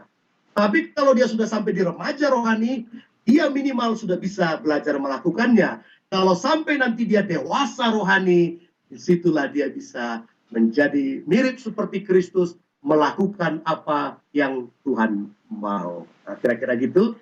Bu Ani, ada lagi kira-kira yang lain? Ada Pak, Ya. ini ada pertanyaan lagi. Pak Pendeta, gimana kalau suami belum sepakat? Salah satu contohnya dalam hal memberi kewajiban, contohnya perpuluhan. Ya. Gimana Pak kita menyikapinya? Oke. Nah, ini tentu dalam konteks gereja ya. Artinya begini, ada gereja yang di dalam ajarannya itu tidak mewajibkan perpuluhan. Ya. Ada gereja yang mewajibkan persepuluhan. Ada juga gereja yang membebaskan. Ya. Kalau mau memberi perpuluhan, silahkan. Kalau tidak, juga silahkan. Nah, dalam hal ini kita harus punya prinsip, ikuti apa yang menjadi ajaran gereja kita. Itu prinsip ya. Kenapa? Karena Tuhan menaruhkan kita dalam sebuah gereja, dan gereja itu menjadi otoritas dalam hidup kita ya. Kalau ada yang kurang dalam gereja kita, kalau ada yang salah dalam gereja kita, Tuhan nanti yang akan menegur gereja kita, bukan kita. Karena kita di bawah otoritas. Nah, katakanlah tadi ibu yang bertanya berada dalam sebuah gereja yang mewajibkan persepuluhan. Nah, tentu ini bagi ibu ya, bagi ibu yang sudah mengerti ini tentu punya sekali kerinduan ya untuk mempersembahkan persepuluhan. Nah, kalau suami ibu sekali lagi dia belum sejahtera, dia belum setuju, sekali lagi ya, jangan melakukan sesuatu tanpa kesepakatan dengan suami. Kenapa? Karena Tuhan ingin kehidupan suami dan istri berjalan dalam otoritas firman Tuhan yang mengatakan suami adalah kepala. Dia punya otoritas mengatakan ya dan tidak. Tetapi kita harus berdoa untuk suami kita supaya dia tunduk kepada kebenaran firman Tuhan. Itu perlu proses ya. Itu perlu sebuah proses. Jangan kita diam-diam. Misalnya kita diam-diam mengambil nih 10% dari uang yang sudah diberikan, kita persembahkan kepada gereja tanpa sepengetahuan dia. Ya, itu sama saja kita tidak menghargai suami kita. Tapi ingat, Tuhan pasti lihat hatimu ya Ibu. Tuhan pasti lihat hatimu di dalam doamu lewat sebuah pekerjaan Roh Kudus nantinya. Ketika nanti Ibu berkata, Pak, mari kita lakukan bagian kita memberikan persepuluhan ya, supaya janji Tuhan dalam hidup kita bisa digenapi ya. Coba lihat ini kondisi kita seperti ini, bisa jadi ada hubungannya dengan persepuluhan kita yang belum kita berikan. Nah, kalau seandainya nanti dalam doa ibu seperti itu, tentu Tuhan pasti dengar. Kenapa? Karena apa yang ibu mau lakukan adalah apa yang ibu yakini Tuhan ingin kalian lakukan. Ya. Nah, beda halnya kalau ibu di sebuah gereja yang tidak mewajibkan persepuluhan. Tentu beda lagi konteksnya ya. Nah, kalau dalam kondisi begitu, ibu tidak perlu harus memaksakan si bapak karena berada di dalam konteks gereja yang berbeda. Kecuali kalau ibu merasa begini ya, aduh, aku tahu ini persepuluhan ini sepertinya Tuhan mau ini supaya kami lakukan, tapi gereja kami tidak lakukan. Nah, ibu bisa lakukan dengan cara memberikan kepada gereja atau memberikan kepada pelayanan di mana membutuhkan persepuluhan yang dari ibu, ya, tanpa harus melukai gerejamu, ya, tanpa harus melukai pelayananmu. Nah, di situ ya, pentingnya kesehatian dalam melayani. Karena, ingat ya, kalau kita melayani bersama-sama, memberikan sesuatu bersama-sama, tapi di antara kita, hati kita tidak sepakat, sebesar apapun yang kita berikan, itu mendukakan hati Tuhan. Nah, jangan. Lebih bagus kita menunda sampai suami setuju, lalu bersama-sama nanti memberikan untuk Tuhan. Karena persepuluhanmu adalah persepuluhan keluargamu, bukan persepuluhan pribadimu. Nah, ini yang perlu diperhatikan. Ya, baik, silakan Bu Ani. Ya, itu kan kalau untuk pemberian pada gereja, Pak. Pak Pendeta, kalau bagaimana cara melayani suami yang suka memberi pada keluarganya tapi sebelah tangan tanpa pengetahuan saya sebagai istri? Iya, jadi biasanya kalau yang seperti ini case-nya, jalan keluar yang terbaik itu adalah keluarga ibu, bapak, atau ibu masuk di dalam sebuah kelompok pemuritan, kelompok penelaan Alkitab, baik itu yang dibuat oleh gereja ataupun di dalam lembaga yang membantu gereja. Nah, kenapa itu diperlukan? Karena sering sekali dalam hal-hal tertentu gereja kita punya keterbatasan, ya. Gereja-gereja kita yang besar-besar, jemaatnya ribuan. Saya tahu jemaat ribuan, tapi pelayan-pelayannya sedikit sekali. Ya, kita harus mendukung saudara-saudara kita yang ada dalam gereja-gereja ini, ya. Jemaat besar tidak mungkin bisa dilayani satu demi satu, sehingga pemahaman rohani dalam hal mengelola keuangan sering sekali menjadi tidak berjalan dengan baik. Seperti yang dialami tadi itu, sang suami pilih kasih di dalam memberikan uangnya. Nah, pilih kasih itu karena apa? Karena pemahaman sang suami belum sepenuhnya terbentuk sesuai dengan firman Tuhan, bagaimana dia sebagai seorang suami harus juga mengasihi dengan seimbang antara keluarga istrinya dan juga keluarga dia sendiri. Tidak mungkin pengertian pembaharuan itu dia dapatkan kalau dia nggak dibimbing, kalau dia nggak dimuridkan, kalau dia nggak bertumbuh. Nah, saya punya banyak sekali cerita kesaksian bagaimana kaum bapak akhirnya setelah dididik secara rohani mengalami pertumbuhan, pembaharuan, sehingga dia berubah.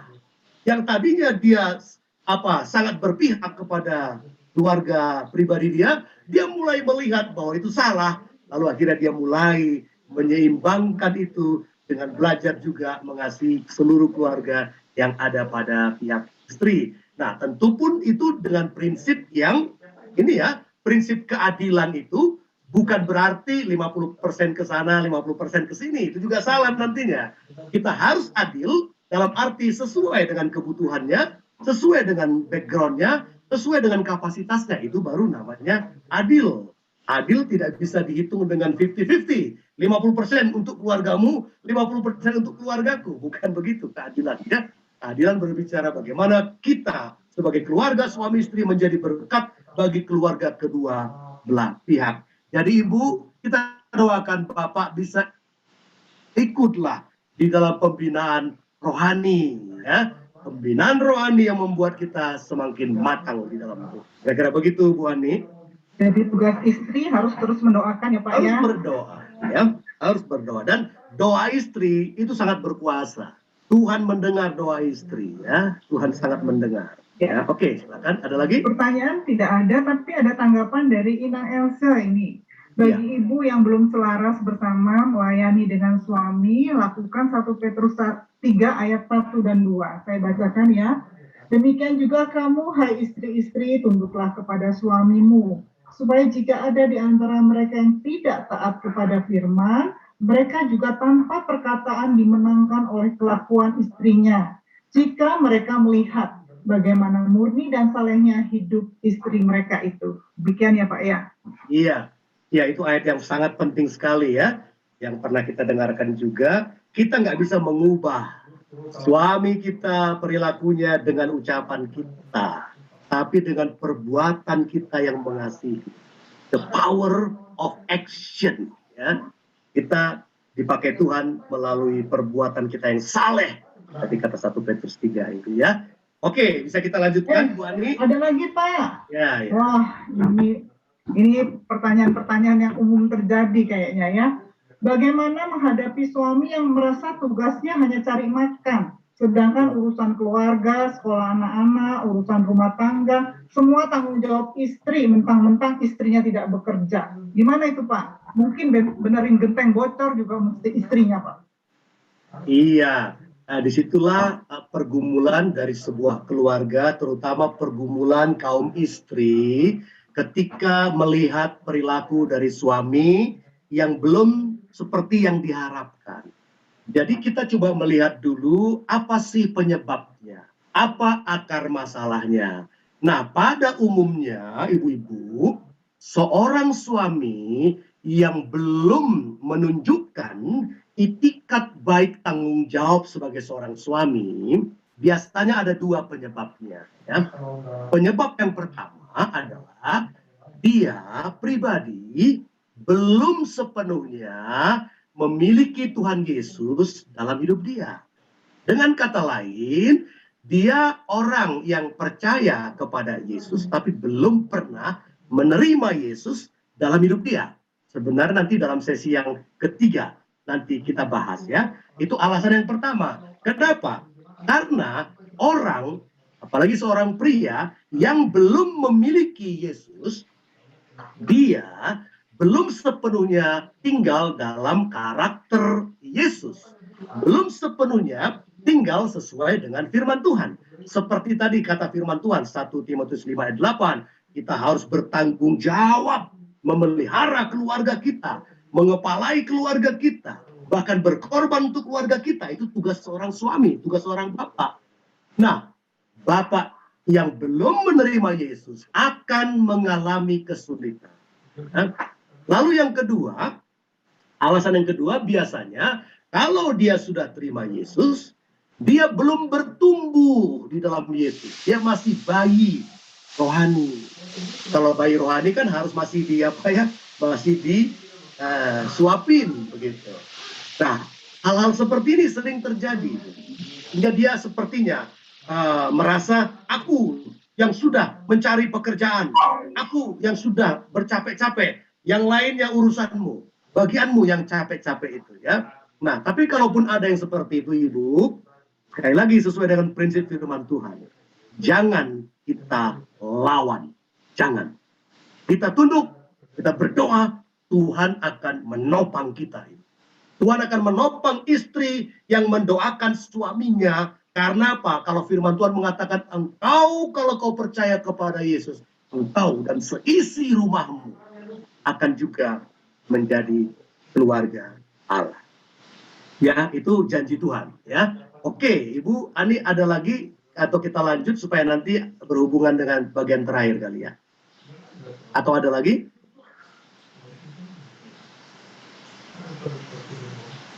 Halo? Bu, di mute-nya Bu. Iya, kita kembali ke atas sebentar ya Pak untuk tema yang pertama. Ini saya kelewatan ini. Pertanyaannya begini, saya masih hidup, usia saya 75 tahun, tetapi anak-anak sudah minta bagi warisan, apakah boleh? Saya menjadi kepikiran dan susah hati, apakah saya harus mengabulkan permintaan mereka? Ya, ini juga menjadi pergumulan banyak orang tua ya. Nah, kalau kita di dalam Tuhan, ya, kalau kita di dalam Tuhan, kita perlu waktu yang terbaik untuk menyerah terimakan apa yang ada pada kita itu kepada keturunan kita. Ya, kalau keturunan kita itu sudah di dalam Tuhan, sepenuhnya mereka belajar bergantung pada Tuhan, itu momen yang terbaik. Kenapa? Kalau tidak, maka bisa jadi nanti warisan yang mau kita bagikan ini menjadi sumber pertengkaran. Kalau sudah sumber pertengkaran, ingat ya, akar segala kejahatan adalah cinta uang ya, bukan uang tapi cinta uangnya. Itu yang menjadi akarnya, cintanya pada uang. Nah, kalau anak-anak kita ini orang-orang yang sangat cinta dengan uang, maka seberapapun yang kita akan bagikan kepada mereka, itu akan berlalu. Karena itu tidak lagi menjadi berkat nantinya. Karena itu, mari ibu yang berusia 75 tahun, minta kekuatan Tuhan berdoa. Tapi kalau anak-anakmu, semuanya Inang yakin, sudah di dalam Tuhan, Inang lihat mereka semua akur, mereka tahu apa yang menjadi bagian mereka sadar bahwa itu bukan milik mereka sepenuhnya, tapi adalah warisan. Wah, itu waktu yang terbaik membicarakannya kepada mereka. Harus ada ya persekutuan dengan mereka. Ini mama mau bagi apa yang diwariskan oleh bapakmu dulu. Inilah yang kami punya. Dan karena mama yang sudah masih hidup, mama berencana akan memberikan yang ini untukmu ya, yang ini untuk adikmu, yang ini untuk si bungsu, misalkan begitu ya. Lalu lihat apa kata mereka. Lihat apa kata mereka. Kadang-kadang ada yang protes, gitu ya. Ada yang protes. Nah, kalau protes itu artinya memang ada yang perlu dibimbing dari mereka. Tetapi ingat ya Ibu ya, sebelum kita dipanggil Tuhan, Ibu, Inang harus punya momen yang tepat untuk menyerahkan kepada anak-anak ya, apa yang menjadi bagian mereka, tanpa harus mereka berpikir bahwa Inang harus cepat-cepat pergi. Bukan begitu ya. Ini hanya masalah timing. Karena apa? Karena ketika Ibu sudah tidak dipanggil Tuhan, lalu Ibu sempat mendiskusi kepada anak-anak, itu bisa menjadi sumber masalah nanti di depan. Sumber masalah karena dulu mama ngomong sama aku secara pribadi begini. Ada kasus-kasus begitu ya. Dulu sebelum bapak meninggal, dia pernah berbisik kepada saya bahwa dia ingin supaya ini buat saya. Nah, itu harus dihindari. Dalam arti kalau sudah timingnya, Inang merasa waktuku sudah dekat, itulah saatnya berbicara kepada anak-anak. Supaya mereka juga ketika Inang berangkat dipanggil Tuhan, mereka sudah tahu apa yang menjadi bagian mereka sudah akur, sehingga warisan itu nanti menjadi berkat buat keturunan Inang. Kalau tidak, nanti bisa menjadi kutuk sebaliknya. Ya, kira-kira begitu. Oke, ada lagi?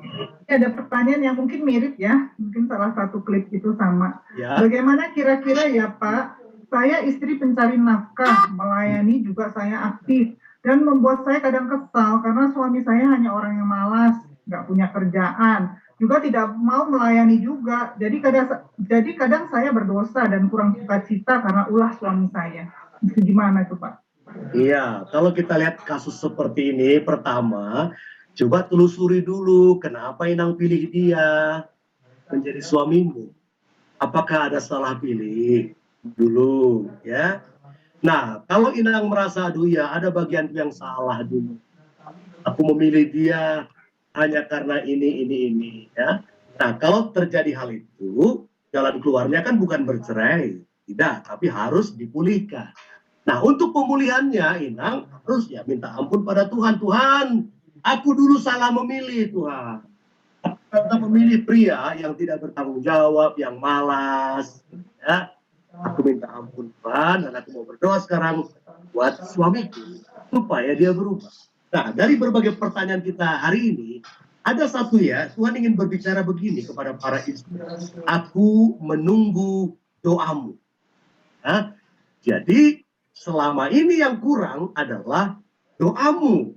Nah, aku ingin mengajarmu, ya kira-kira gitu ya, untuk mendoakan suamimu supaya dia bisa mengalami pembaharuan seperti yang kau rindukan, gitu ya, seperti yang kau rindukan. Lalu untuk suami yang saat ini misalkan malas, tentu kenapa dia malas? Bisa jadi dia malas karena dia merasa sudah tenang, istrinya bekerja, sudah punya uang, apa lagi, lebih bagus. Sudah menikmati apa yang didapatkan oleh istri, kan bisa jadi begitu. Atau dia bermalas-malasan bisa jadi karena apa? Dia kecewa, nggak dapat pekerjaan, akhirnya frustasi. Lalu ya sudahlah, aku tidak perlu lagi bekerja. Ada kepahitan terhadap pekerjaan. Juga bisa jadi dia tidak mau bekerja, bermalas-malasan karena memang nggak ada lagi pekerjaan yang cocok ya. Nggak ada pekerjaan yang cocok. Sehingga dia menganggur. Begitu ya. Nah, coba Inang telusuri dulu apa sebenarnya penyebabnya. Sekali lagi ya, seorang suami yang memiliki perilaku yang tidak sesuai dengan firman Tuhan, selalu dua penyebabnya. Pertama, dia belum percaya Yesus, untuk itu supaya dia percaya Yesus. Yang kedua, dia sudah percaya Yesus, tetapi masih bayi rohani. Ya, tapi yang penting Inang bersyukur dulu kalau Tuhan memakai Inang menjadi sumber nafkah sementara waktu ini. Ya, bersyukur dulu untuk itu dan berdoa supaya suami Inang diubahkan. Sekali lagi untuk itu perlu seorang pembimbing dari gereja atau dari mana yang bisa membimbing suami Inang ini supaya dia juga mengalami pembaharuan. Itu penting ya, bahwa suami kita dibimbing secara rohani, itulah yang akan mengubahkan dia, ditambah doa Inang dan kesalehan. Oke, silakan ada lagi Bu Ani? Ya, kita lanjut Pak ke bagian ketiga. Ya, ini bagian yang terakhir ini ya. Nah, tolong saya diingatkan panitia harus sampai jam berapa ini saya, karena sampai jam 8.30 ini. 8.30, 8.30. Ya, ini sudah 8.30, berarti setelah ini nggak ada tanya jawab lah ya? Iya, iya. Oke, baiklah. Ini yang terakhir ya. Jangan gelisah hatimu. Nah, ini pertanyaan. Saya sudah tua, tapi kadang-kadang saya takut mati. Takut dan gelisah kalau masuk neraka. Ya, nah minggu yang lalu dan beberapa waktu yang lalu kita sudah belajar dari beberapa ayat. Ini penting ya. Yohanes 14 ayat 1 sampai 6 Tuhan mengatakan, jangan gelisah hatimu.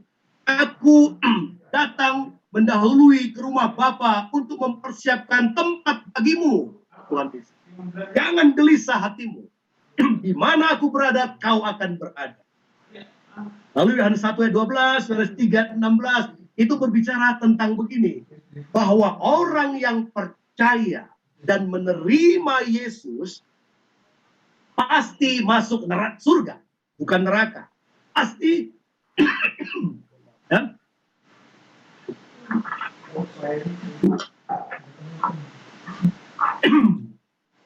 Pasti masuk surga.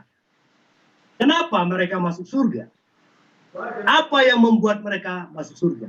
Yang membuat mereka masuk surga adalah status mereka, yaitu status sebagai anak-anak Allah, yaitu keluarga Allah. Rumahnya ada di surga, yaitu rumah Bapa kita yang sudah dipersiapkan oleh Yesus. Jadi ibu-ibu sekalian, kalau ibu-ibu sudah percaya dan menerima Yesus, pasti ibu masuk surga. Pasti. Pasti. Kenapa? Karena surga, rumah Bapa kita, dan kita adalah anak-anaknya. Pasti ke surga. Sudah pasti itu ibu. Jangan gelisah. Tapi pertanyaannya, kita sudah jadi anak Allah belum? Kan begitu. Kita sudah jadi anak Allah belum? Nah, disitulah sering pergumulannya. Nah, ada orang ya yang sudah percaya tapi belum menerima. Jadi Yesusnya masih di luar hati, masih di muka pintu, mengetuk. Dia mau masuk, belum pernah dia masuk. Tetapi orang ini sudah percaya tapi belum menerima. Nah, apa bedanya? Nah, saya akhiri ya dengan dengan satu ilustrasi begini. Kalau kita berangkat naik pesawat terbang dari Jakarta ke Medan, pesawat Lion, semuanya bagus, pilotnya bagus. Kalau kita ditanya, apakah kau yakin kau akan sampai ke Medan? Kau percaya tidak sampai ke Medan? Pasti kita akan berkata, aku percaya aku sampai ke Medan. Tapi kalau ditanya, apakah kau yakin kau sampai ke Medan kalau kau tidak naik ke dalam pesawat? Nah, disinilah masalahnya. Banyak orang percaya sampai ke Medan, tapi nggak masuk dalam pesawat itu. Bagaimana bisa masuk ke Medan? Demikian juga banyak orang yang berkata, aku percaya Yesus membawaku ke surga. Tapi bagaimana kita bisa masuk ke surga kalau kita nggak menerima Yesus itu? Kalau kita tidak percaya dan menerima Yesus dalam hidup kita sehingga dia membawa kita ke surga. Ya, kira-kira begitu. Jadi jangan gelisah hatimu. Kalau kau sudah percaya, tapi belum menerima, satu langkah lagi. Terima dia dalam hatimu. Waktu kita terima dia dalam hidup kita, status kita berubah. Kita adalah anak-anak Allah. Siapakah anak-anak Allah itu? Yaitu mereka yang memiliki Yesus dalam hidupnya. Di dalam, seperti kata Galatia 2 ayat 20. Ya, hidupku yang kuhidupi sekarang bukannya aku lagi, tapi Yesus yang tinggal di dalam aku. Baik, Ibu Ani, tadi rasanya ada satu pertanyaan ya dari seorang ibu yang dikirimkan. Coba silakan. Saya mau bagian satu sharing ya. Ini juga ada satu pertanyaan yang nyambung juga di sini ya tentang sharing itu. Sharing dari saya adalah sebagai keluarga Allah, kadang merasa bersalah dan tak berguna jika anak-anak harus dipaksa men-sharekan saat teduhnya. Sebab dari kecil kami telah membiasakan kebaktian singkat sebelum mereka sekolah. Mereka sudah di PI, masa kecil dan remaja baik oleh Bapak, Mama, juga dalam kebaktian yang kami pimpin. Apakah saya harus berhenti menagih mereka?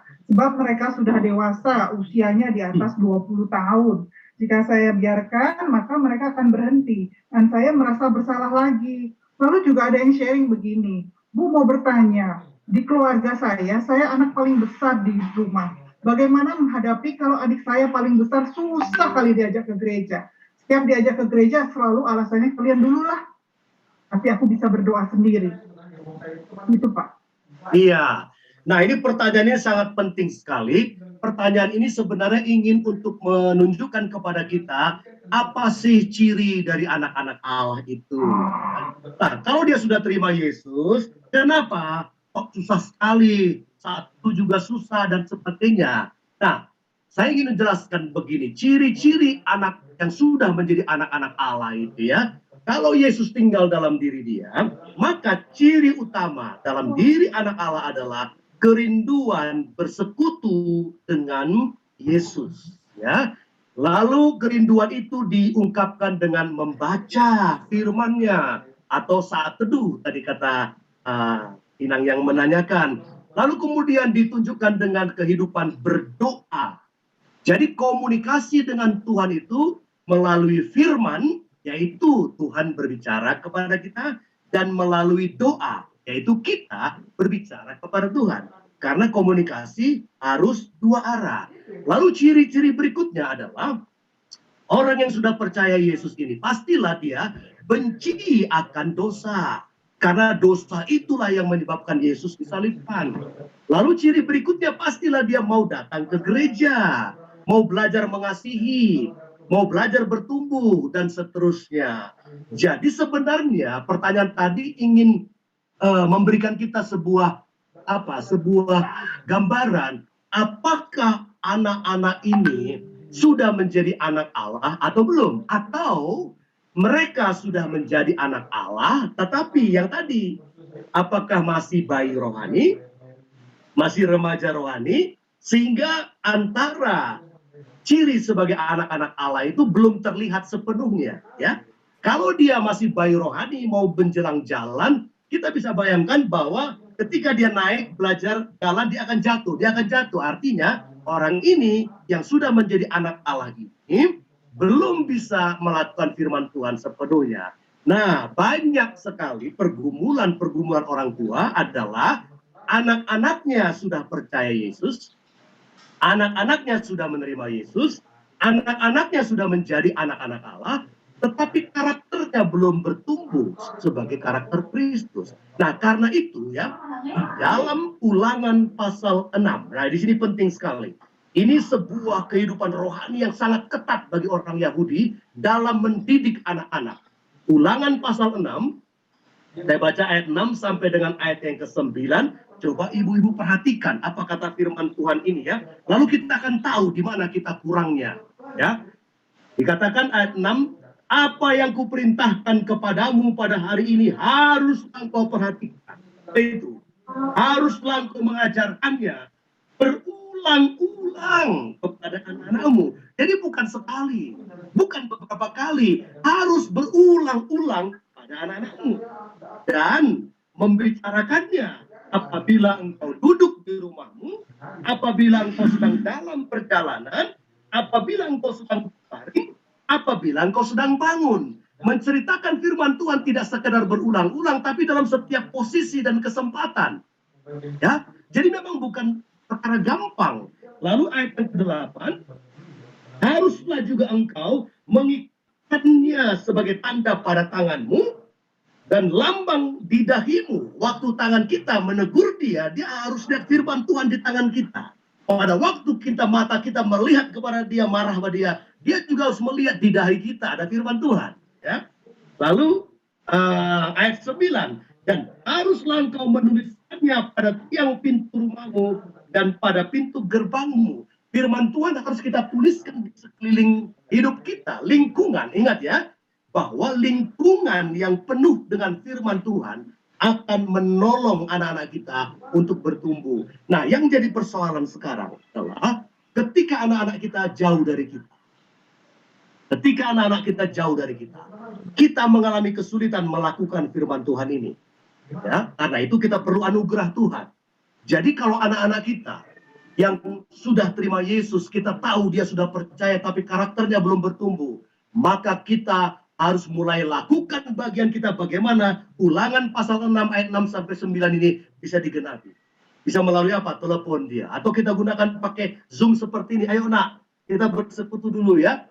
Kalau anak ini merasa ada penolakan dan sebagainya, kita harus pertama memaklumi dulu bahwa dia masih bayi rohani. Ya, jangan dulu kita menghakimi anak-anak kita, wah kau ini belum percaya pada Yesus. Kecuali kalau kita tahu dengan pasti bahwa dia belum sepenuhnya percaya, ya kita harus mengabarkan Injil kepada dia, mengabarkan Injil kepada mereka. Nah, kembali kepada Ulangan 6 ayat 6 sampai 9. Tugas orang tua itu tidak gampang membawa anak-anak kita ini untuk menjadi murid Tuhan yang sejati. Diperlukan proses yang sangat intensif. Tidak ada sekali, tidak ada dua kali, kita berulang-ulang mengatakannya kepada dia. Kita mengingatkan dia. Nah, tadi kalau dikatakan diminta saat teduh, dia belum, ya jangan kita langsung putus asa. Berarti firman Tuhan ini harus digenapi. Kita lakukan bagian kita lebih dalam lagi, lebih dalam lagi. Dan saya percaya ketika itu kita lakukan, Tuhan akan membuat anak-anak kita menjadi anak yang diberkati. Kenapa? Karena janji Tuhan kepada kita umatnya berlaku buat anak-anak kita itu covenant, perjanjian, engkau dan keturunanmu, engkau dan keturunanmu. Wah, itu janji Tuhan yang harus kita pegang. Dan karena itulah anak-anak kita pasti dijamah oleh Tuhan karena melihat kita orang tuanya yang mau setia kepada Tuhan. Karena itu sabar. Termasuk juga melihat adik kita yang belum dalam Tuhan. Doakan dia, ingatkan dia, bacakan firman Tuhan. Pasti firman Tuhan itu akan mengubahkan kehidupan dia. Karena firman Tuhan mengatakan, firman Tuhan tidak akan kembali dengan sia-sia. Ya. Wah, Yesaya 58 itu ya. Nah, firman Tuhan yang ditaburkan tidak kembali dengan sia-sia, tapi akan melaksanakan apa yang dikehendaki oleh Tuhan. Kira-kira demikian Ibu Ani. Waktunya sudah 8.45. Semoga tidak ada lagi yang bertanya ya. Sudah tidak ada Pak. Baiklah. Ya, kalau sudah tidak ada, mari kita tutup dalam doa. Mari kita berdoa. Bapa di surga, terima kasih untuk kebenaran firman-Mu yang hari ini mengajarkan kepada kami banyak hal ya Tuhan.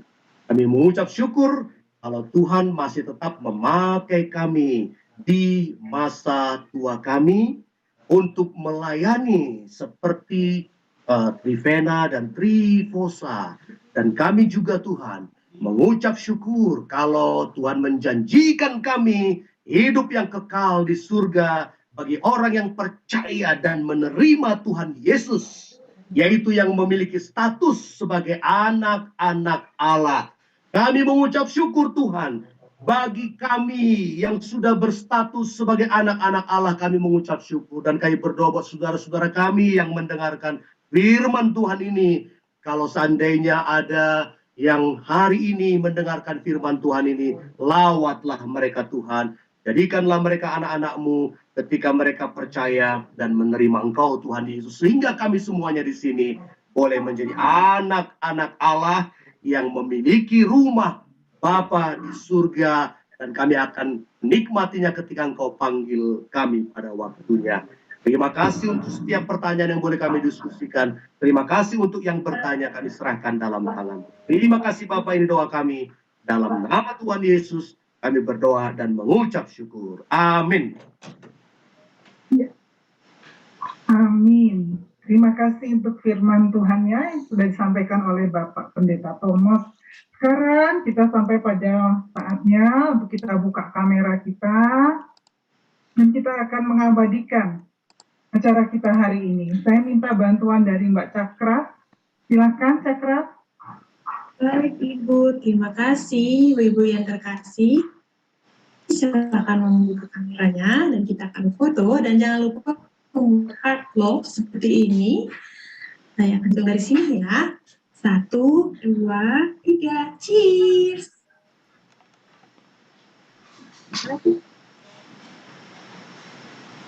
Oke, satu slide lagi. 1, 2, 3, cheers.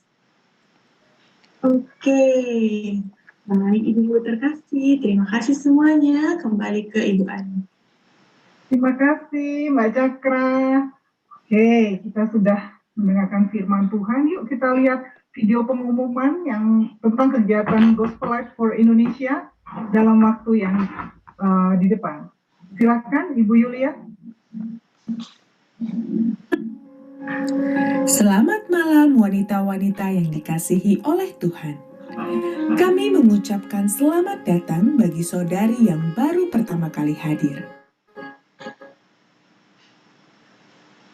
Ingin sekali kami mengenal lebih dekat. Untuk itu, mohon meninggalkan nomor WhatsApp yang dapat dihubungi melalui chat room dalam Zoom ini, agar kami dapat berkenalan dan berbagi informasi. Berikut program-program rutin Gospel Light for Indonesia yang dapat membangun iman kita. Antara lain, GAIS, Global Assembly English Service. Ibadah dalam bahasa Inggris yang diadakan setiap hari Minggu pukul 16 waktu Indonesia Barat. Jangan lupa untuk mencatat ID Zoom serta password yang sama setiap minggunya di bawah ini untuk ikut hadir dalam acara ini. Women's Ministry, pelayanan kaum wanita Share Time yang diadakan setiap hari Senin pukul 19 waktu Indonesia Barat. Dan pada minggu terakhir setiap bulannya akan ada acara Curhat, Curahan Hati Anak Tuhan, yang akan mengulas seluruh tema firman Tuhan yang sudah dibagikan dalam setiap minggunya dalam bulan tersebut. Bagi ibu-ibu yang ingin memberikan pertanyaan, dapat menyampaikannya kepada tim JL5 dan akan dijawab dalam acara Curhat oleh hamba Tuhan dari JL5 untuk membantu kita lebih mengerti kehendak Tuhan. VCC Club, Klub Virtual Siswa-Siswi Indonesia, yang diadakan setiap hari Jumat pukul 12 sampai 13 waktu Indonesia Barat. Silahkan mencatat ID Zoom beserta password di bawah ini, dan mari mengundang siswa-siswi yang kita kenal baik dalam keluarga maupun kenalan kita untuk ikut serta dalam acara ini. Gaul Ministry, Gospel and Unconditional Love, pelayanan kaum muda yang diadakan setiap minggunya antara lain Zoom Share Time Bible Study yang diadakan setiap hari Selasa pukul 19 waktu Indonesia Barat, dan Zoom Prayers Time yang diadakan setiap hari Jumat pukul 19 waktu Indonesia Barat. Malam evangelisasi ke-14 akan diadakan kembali malam evangelisasi pada hari Selasa tanggal 5 Oktober 2021 pukul 18 waktu Indonesia Barat bersama Pendeta T. Samuel Gunawan Kami tunggu kehadiran ibu-ibu dalam acara ini ya. Demikianlah informasi seputar acara JL5. Kami rindu ibu-ibu boleh turut hadir dan dengan demikian kita dapat belajar dan bertumbuh bersama dalam pengenalan akan Tuhan. Sampai jumpa minggu depan dalam acara Share Time selanjutnya dengan tema Menanam dan Menyiram oleh Dr. Susan Monika, MTH. Tuhan Yesus memberkati.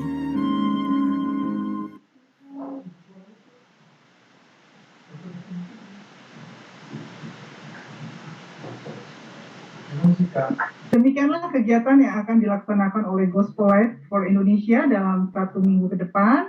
Kiranya Bapak Ibu jika memiliki waktu dan kerinduan bergabung bersama acara yang sudah kami tayangkan tadi. Yuk kita melihat video-video kita hari ini. Doa penutup dulu, Bu. Oh gitu. Oke. Sambil menunggu video kita akan doa penutup. Doa penutup kita akan dipimpin oleh Ibu Pendeta Oktaviana Manulang SPHMM dari HKBP Medan.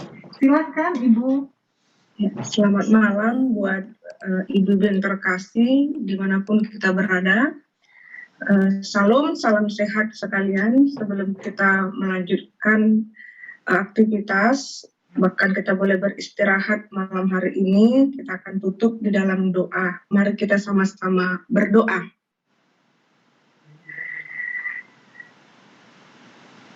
Tuhan Yesus yang bertahta dalam kerajaan surga, Tuhan Yesus yang senantiasa memberikan napas kehidupan, kesehatan bagi kami.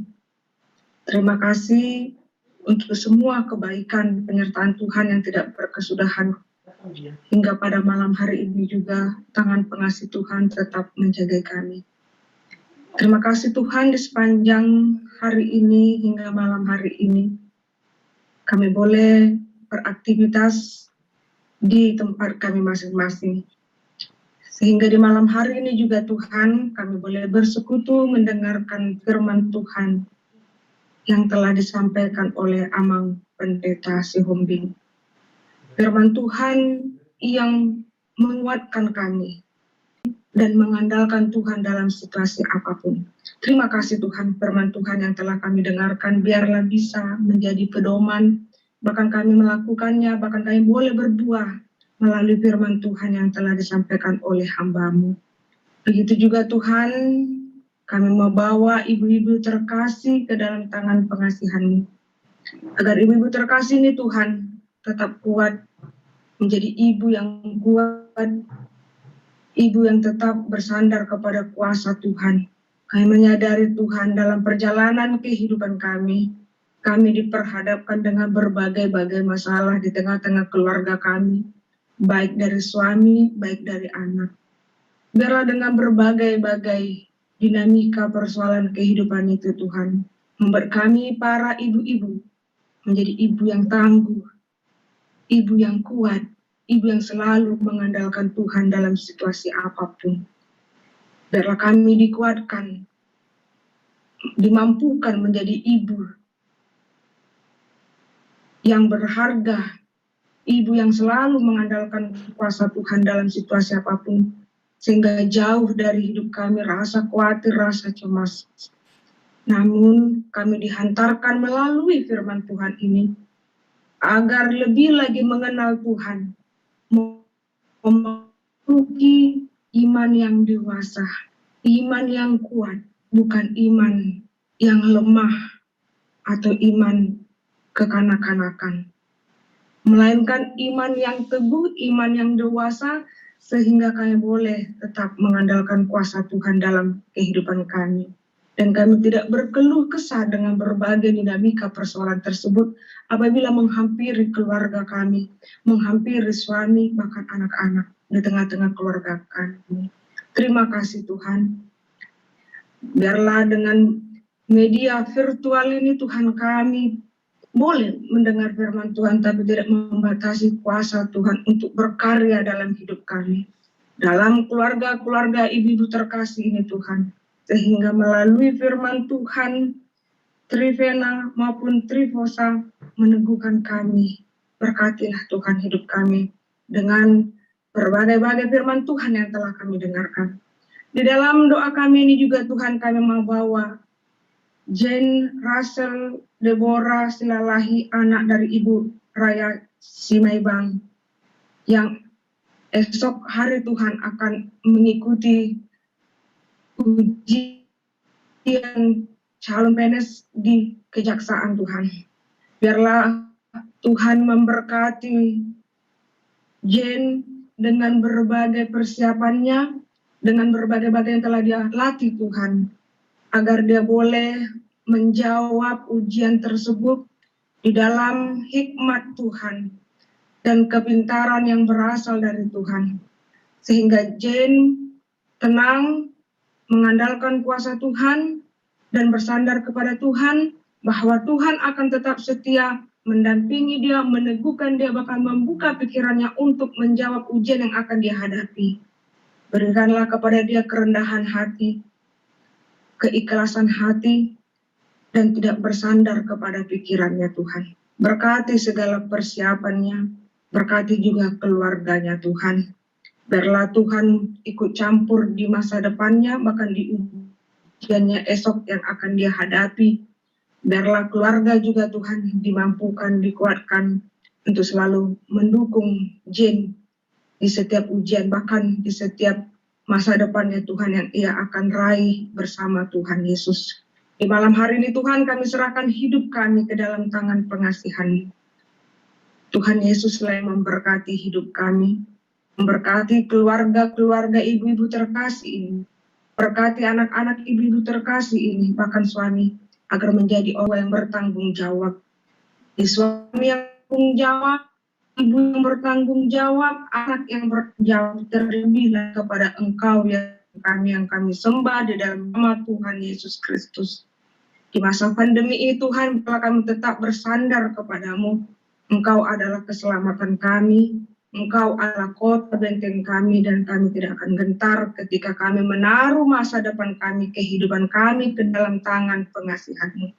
Jauhkanlah dari hidup kami gelisah, rasa cemas, biarlah kami tetap teguh di dalam Tuhan, karena kami memiliki Tuhan Yesus yang akan berkarya dalam kami, dalam keluarga kami.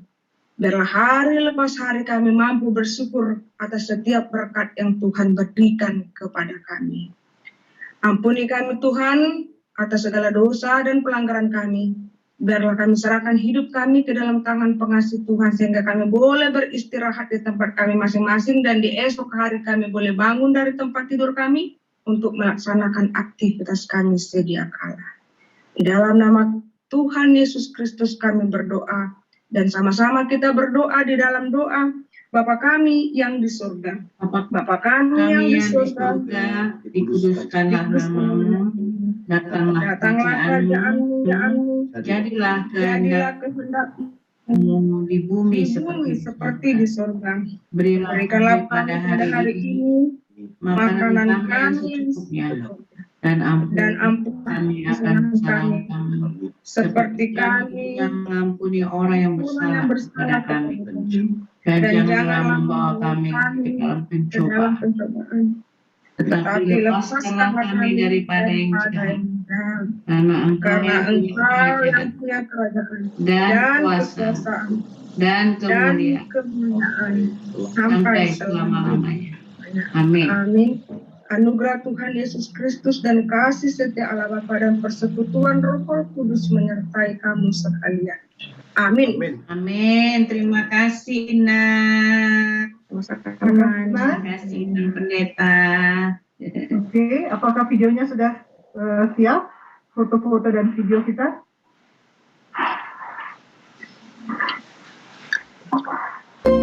Tak akan pernah ku sesali mengiring Yesus sepanjang hidupku, lewati lembah air mata, ku saksikan kemuliaan-Mu di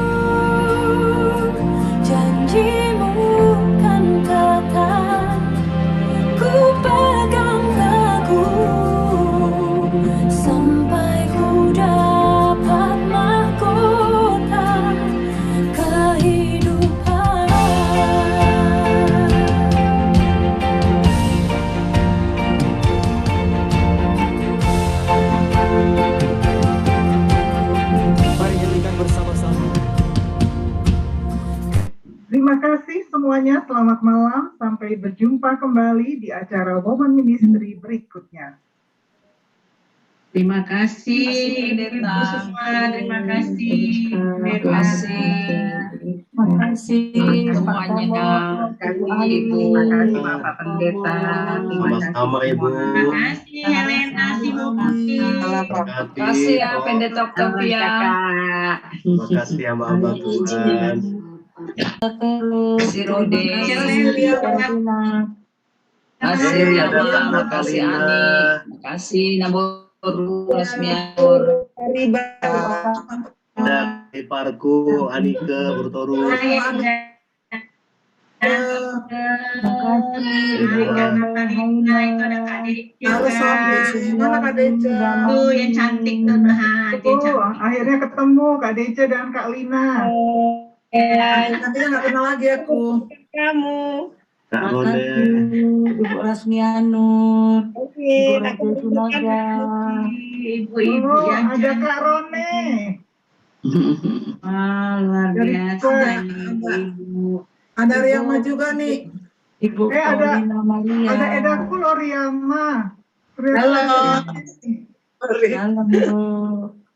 Terima kasih. Halo Kalina. Wajah Bu Riyama tunjukkan.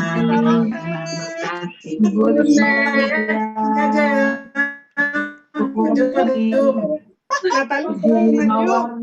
Riyama kita buka kameranya ya. Buka Ri biar ketemu. Riyama buka dong Riyama. Riyama tuh. Buka yang cantik tuh. Ini Eda Riyama ini ternyata anak Amang Boruku loh. Iya baru dilihatnya aku. Itu istri Pak Thomas bertulangku katanya. Padahal kita sering sama-sama di sini ya. Wah, ketemu di sini. Mau saudara di sini kan? Ibu Siwani, Ibu Mariani, terima kasih.